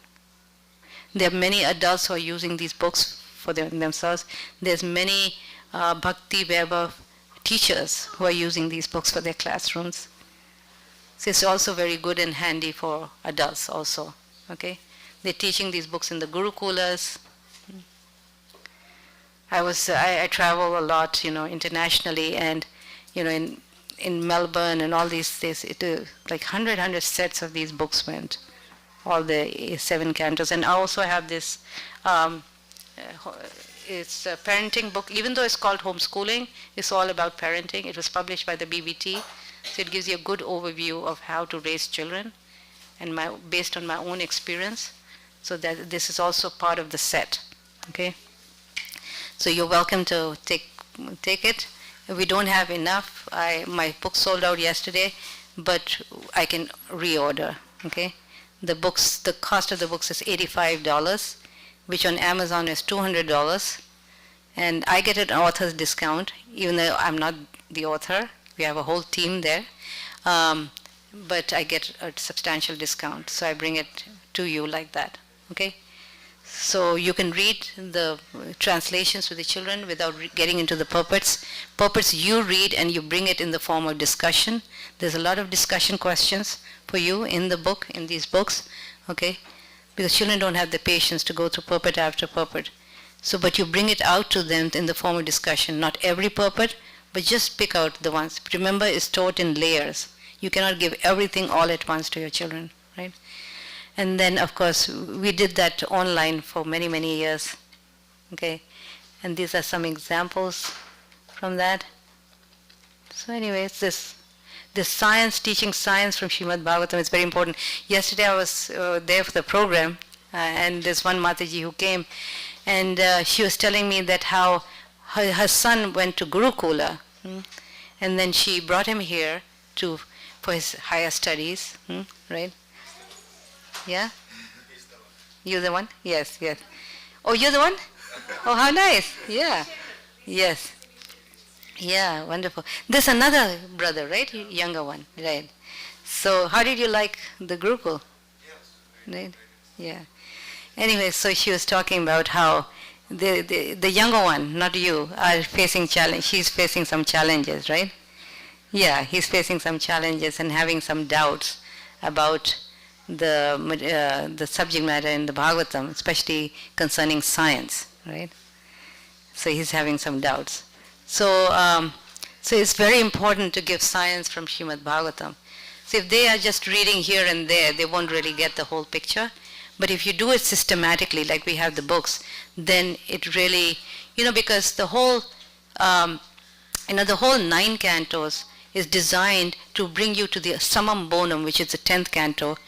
You cannot really appreciate the 10th canto until you study the first 9 cantos, because we'll take Krishna very cheaply.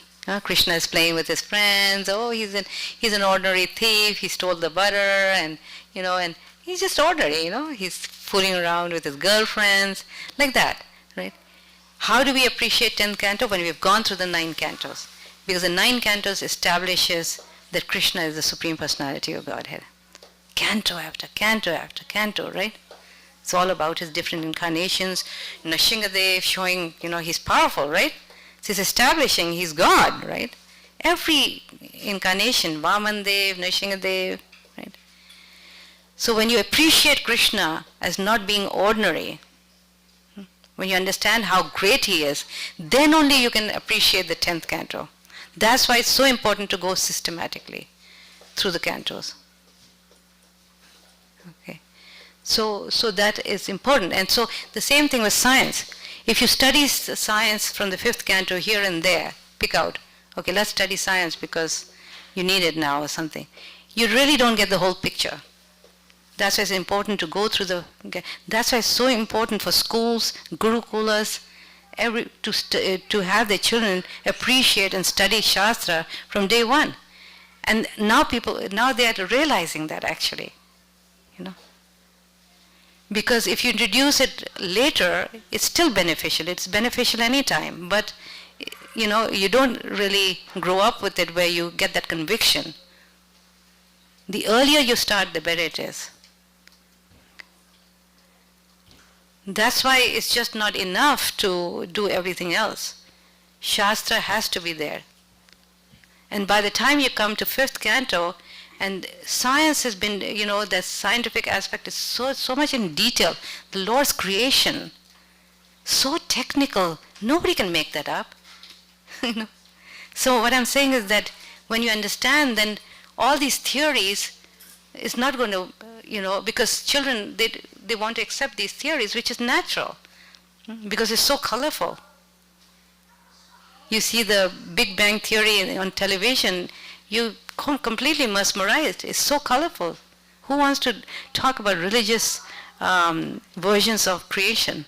It's boring, right? The Big Bang, right? Prabhupada argues in the Bhagavatam, he argues puppet after puppet. He refutes all these theories so logically. The Big Bang Theory, right? Yeah. Okay. Yeah, let's take some questions. So, these are some things also. I'll just show you the slides. You can start teaching very early in life, 4 to 7, very powerful time to teach. Okay? And children who grow up with that, they excel. They excel in everything, actually. Anyway, so I'll stop here. Any questions, anybody? And this is also a very important thing. Preaching is the essence. That's the third part. When we train our children to share Krishna with others, okay, their own faith solidifies. That's another aspect of raising children, very, very important. I can clearly say my whatever success I had was a lot of it had to do with going out there and sharing Krishna with others, preaching. Not only do you get Lord Chaitanya's mercy, but children learn important skills of communication, of articulation, debating, answering challenges. And when children share Krishna with others, then people applaud them. And when they applaud them, the children feel very proud to be a devotee. That's why in the temples we have children's programs, right? Because when people clap, then they become very proud of who they are. And that solidifies the faith. That's why it's so important to come to the temple, because they get an opportunity to present themselves, and that creates faith when they share Krishna with others. Okay, so that's one part of it. Anybody has any questions or comments?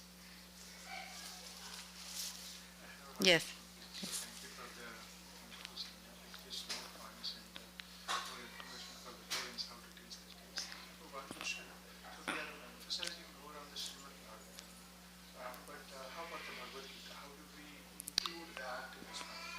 Yeah, Bhagavad Gita, it can also be taught.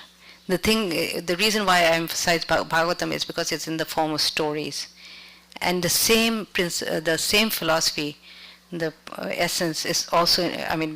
Bhagavatam has all the philosophy of the Gita in it, right? But it comes in the form of stories, so it's easier for children to digest. Okay.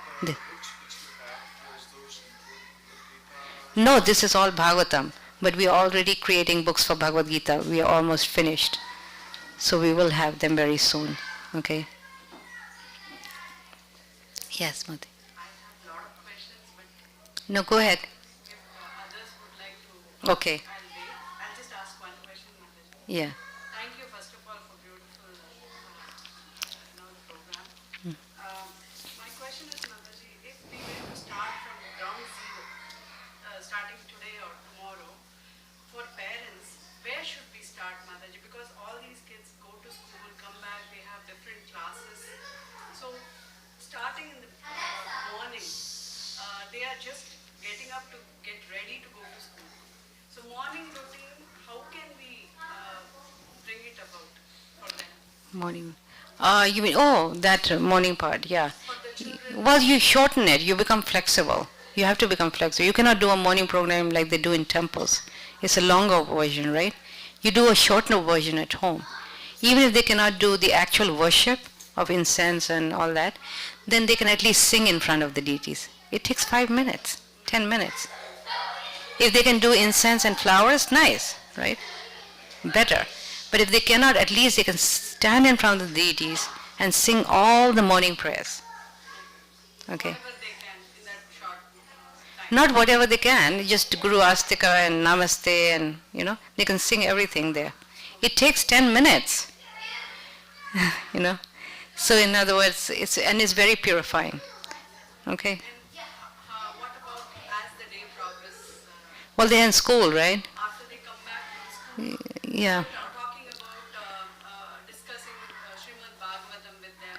Yeah, you can do Bhagavatam every day with them. Sit down and do Bhagavatam every day. We just have to fit in. Yeah, you have to fit it in. If you crowd them with so many extracurricular things, right?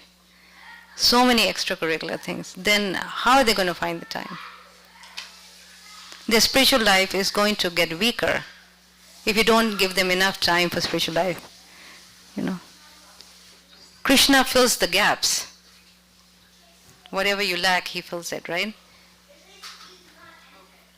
Thank you. You have to find time for all these things. Not that they're going to one class after another after school, the after school programs, one thing after another, one thing after another. Then where is the time for meaningful things? And it's not just Bhagavatam, there's so many things you can do, right? Children by nature, they're active. So you have to get them involved in other devotional things. Drama and so many things, right? Cooking, drama, decorating. I think Anyway, we miss the time when she was very young. I'm talking about my daughter. She's now 11. She's going to turn 12. So middle school is actually a little challenging with so much of work. I understand high school is going to be even more. yeah. But with middle school, she has got some activities. Apart from that, I have to start fitting in, like what you said, the Srimad Bhagavatam. Yeah.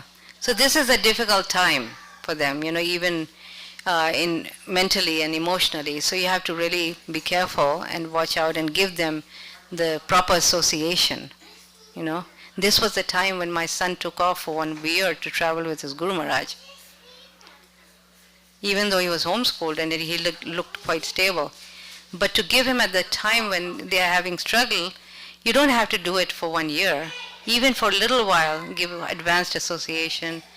Maybe go to Mayapur and study. Let them study Bhakti Shastri in the holy dham. It's very powerful. You see, you have to give them those opportunities. Okay, anybody else? Yeah. So, Mataji, we, when I say we, like 40 plus of age. So we brought up like watching Doordarshan and ads Yeah. in the middle, then songs were like 5 minutes or so. And now we are in the age of reels. So the reels are keep on going and going. In 2 seconds you have to decide like if you want to continue with the reel or you do it. Yeah. And all the kids are watching. That level of patience are getting decreased. Yeah. So how do we like build that? Well, don't let them see all those. Because statistically it is shown that by being on the screen so much, the retention has gone down. Right? First, in a movie, the one scene would be like for 5 minutes long, then it went down to 3 minutes. Now they've, 30 seconds? That is even more. Yeah. That's also more. Yeah. It's reducing. People don't have patience if it doesn't change after 30 seconds or less. Right? So their retention is going down. Okay. You see? So they have to, you have to reduce that time, because do it only not for entertainment. Don't let them use the internet for entertainment. It's for, for your homework. If you need to do a homework, you shut it off. For entertainment, there's so many other things to entertain yourself.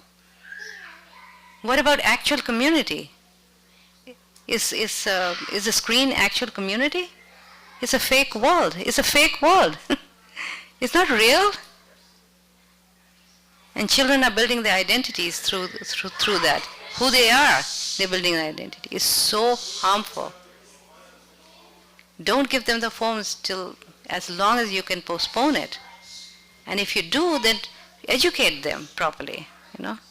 Educate yourself. Use it proper, like a tool. You need it for certain things, and then you shut it off. Keep it away. Spend time with them. Play games with them. Play board games with them. Even that's better than being on the screen, right? What else can you do? Read Bhagavatam with them. Go to the temple. Be active. Children need to be active. They need activity. We never isolated our children. We were going out there, presenting Krishna consciousness. We were even doing prison programs once a month. We were so active physically. School programs, book tables, prasadam tables. Be active. Go out there. Do it for your children. This is how they're going to build their identity. Imagine having a book table and distributing books. What is going to do to their level of confidence? They have to explain what's in the book. Imagine going to a classroom and presenting Krishna consciousness. We were doing that, but after a while they started doing it when they got older. Their first presentation was at the age of 12. What's going to do to their level of confidence when they have to? Prabhupada has given us so much. We don't need to look for outside and things to do or training to do. All the training is within Krishna consciousness. Right? youth programs, we have, and Kirtan Mela and this and that, so much for them to do. We never isolated them. You can imagine, homeschooling means people think it's isolation. They were doing more things out there, things that a public school child would never get to do. We traveled so much. We even went on a Braj Mandal Parikram, the transcendental boot camp they called, for 1 month.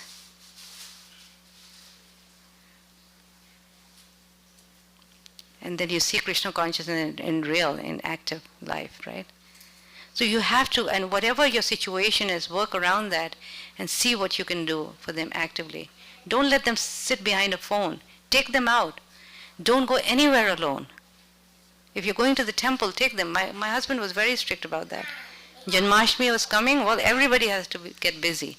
It doesn't matter. And Krishna always helped.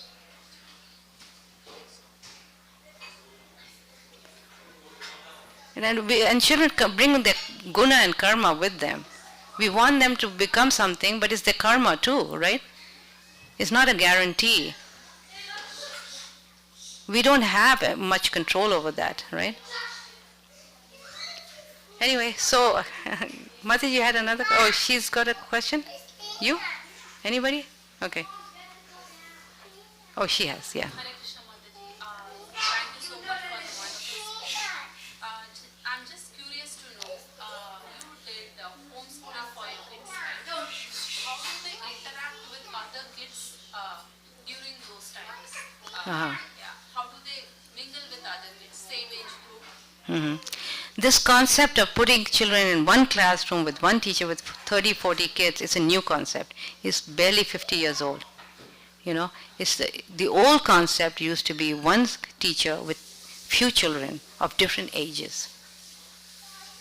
Like the tutorial system that you find today in Oxford and Cambridge.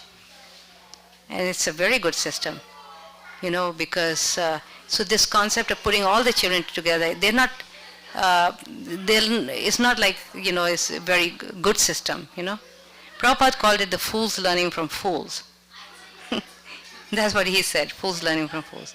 So in other words, if you only put them with peers and you don't give them association of other children of different ages and adult association, how are they going to learn? So we get so taken away by this concept, this idea. How much can a teacher do with 40 kids? What can she do? Right? So social life is needed, but it doesn't mean that one has to be in a classroom of 30 other kids, because ultimately a child will just have 1 or 2 friends, even in that whole group, right? And in the meantime, he's picking up all that stuff. That was my biggest challenge. They did go to school for 2 years, and then when they came home, I was like, how do I bring them back to a devotional frame of mind? It was so hard.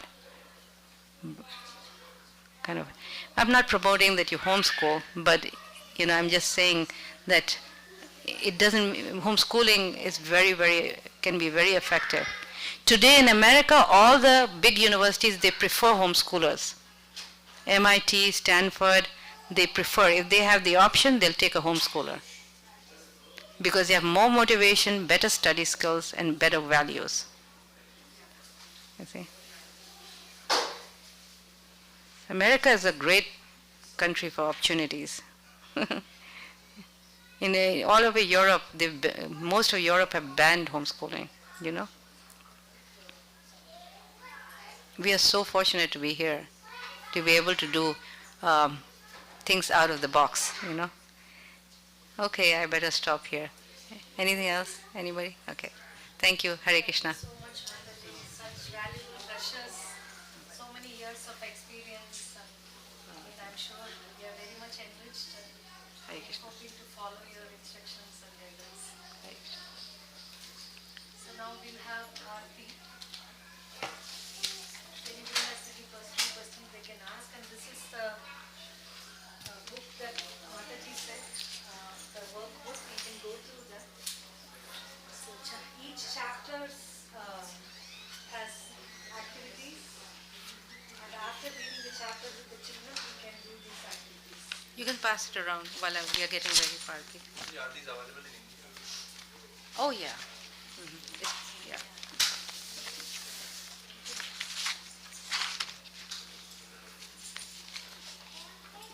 It's on Amazon all over the world. Anywhere you can get, but they are a lot more costly because there's 8 books, right? So that's why.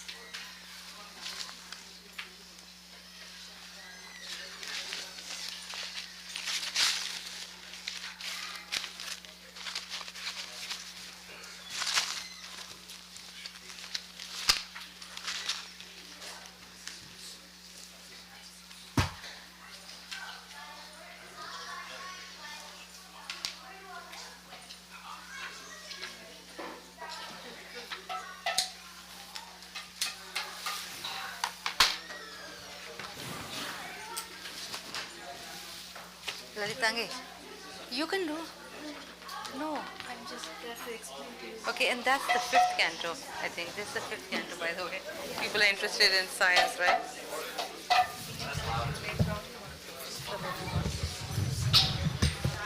Can I go and wash my hands? Yeah.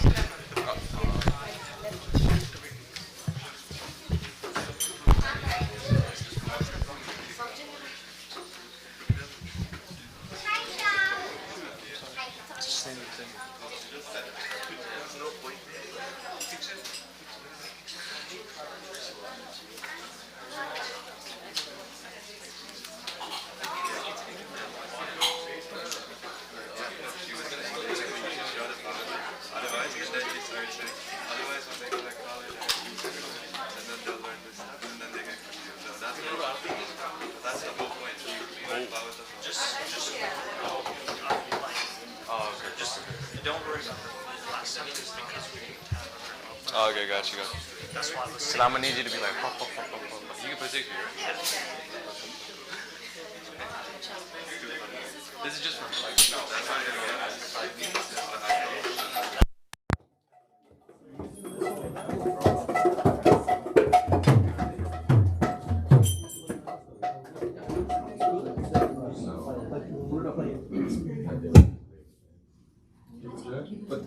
Wait for the.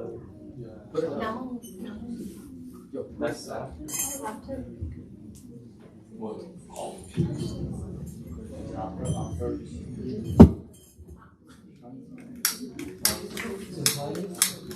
the mic.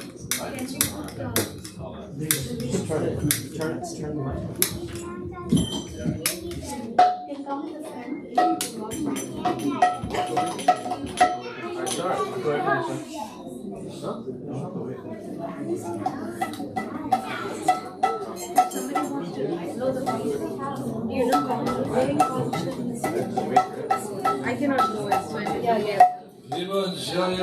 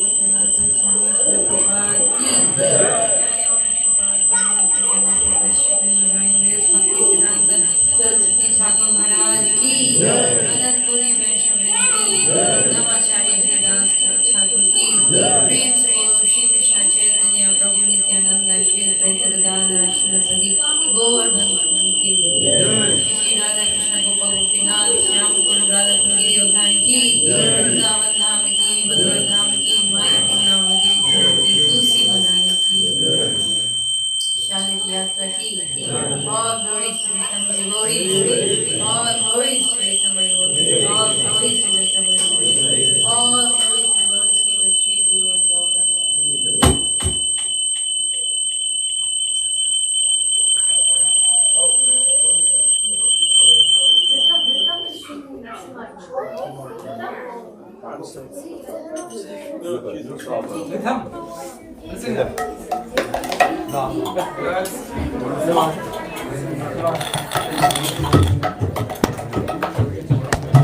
Namaste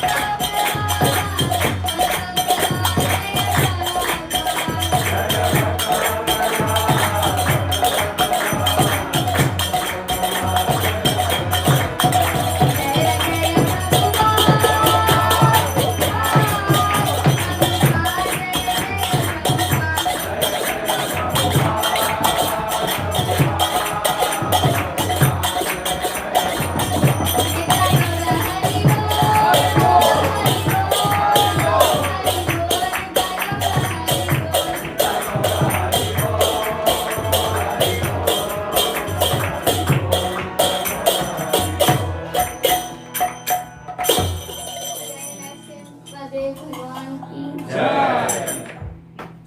भक्त प्रहलाद की जय।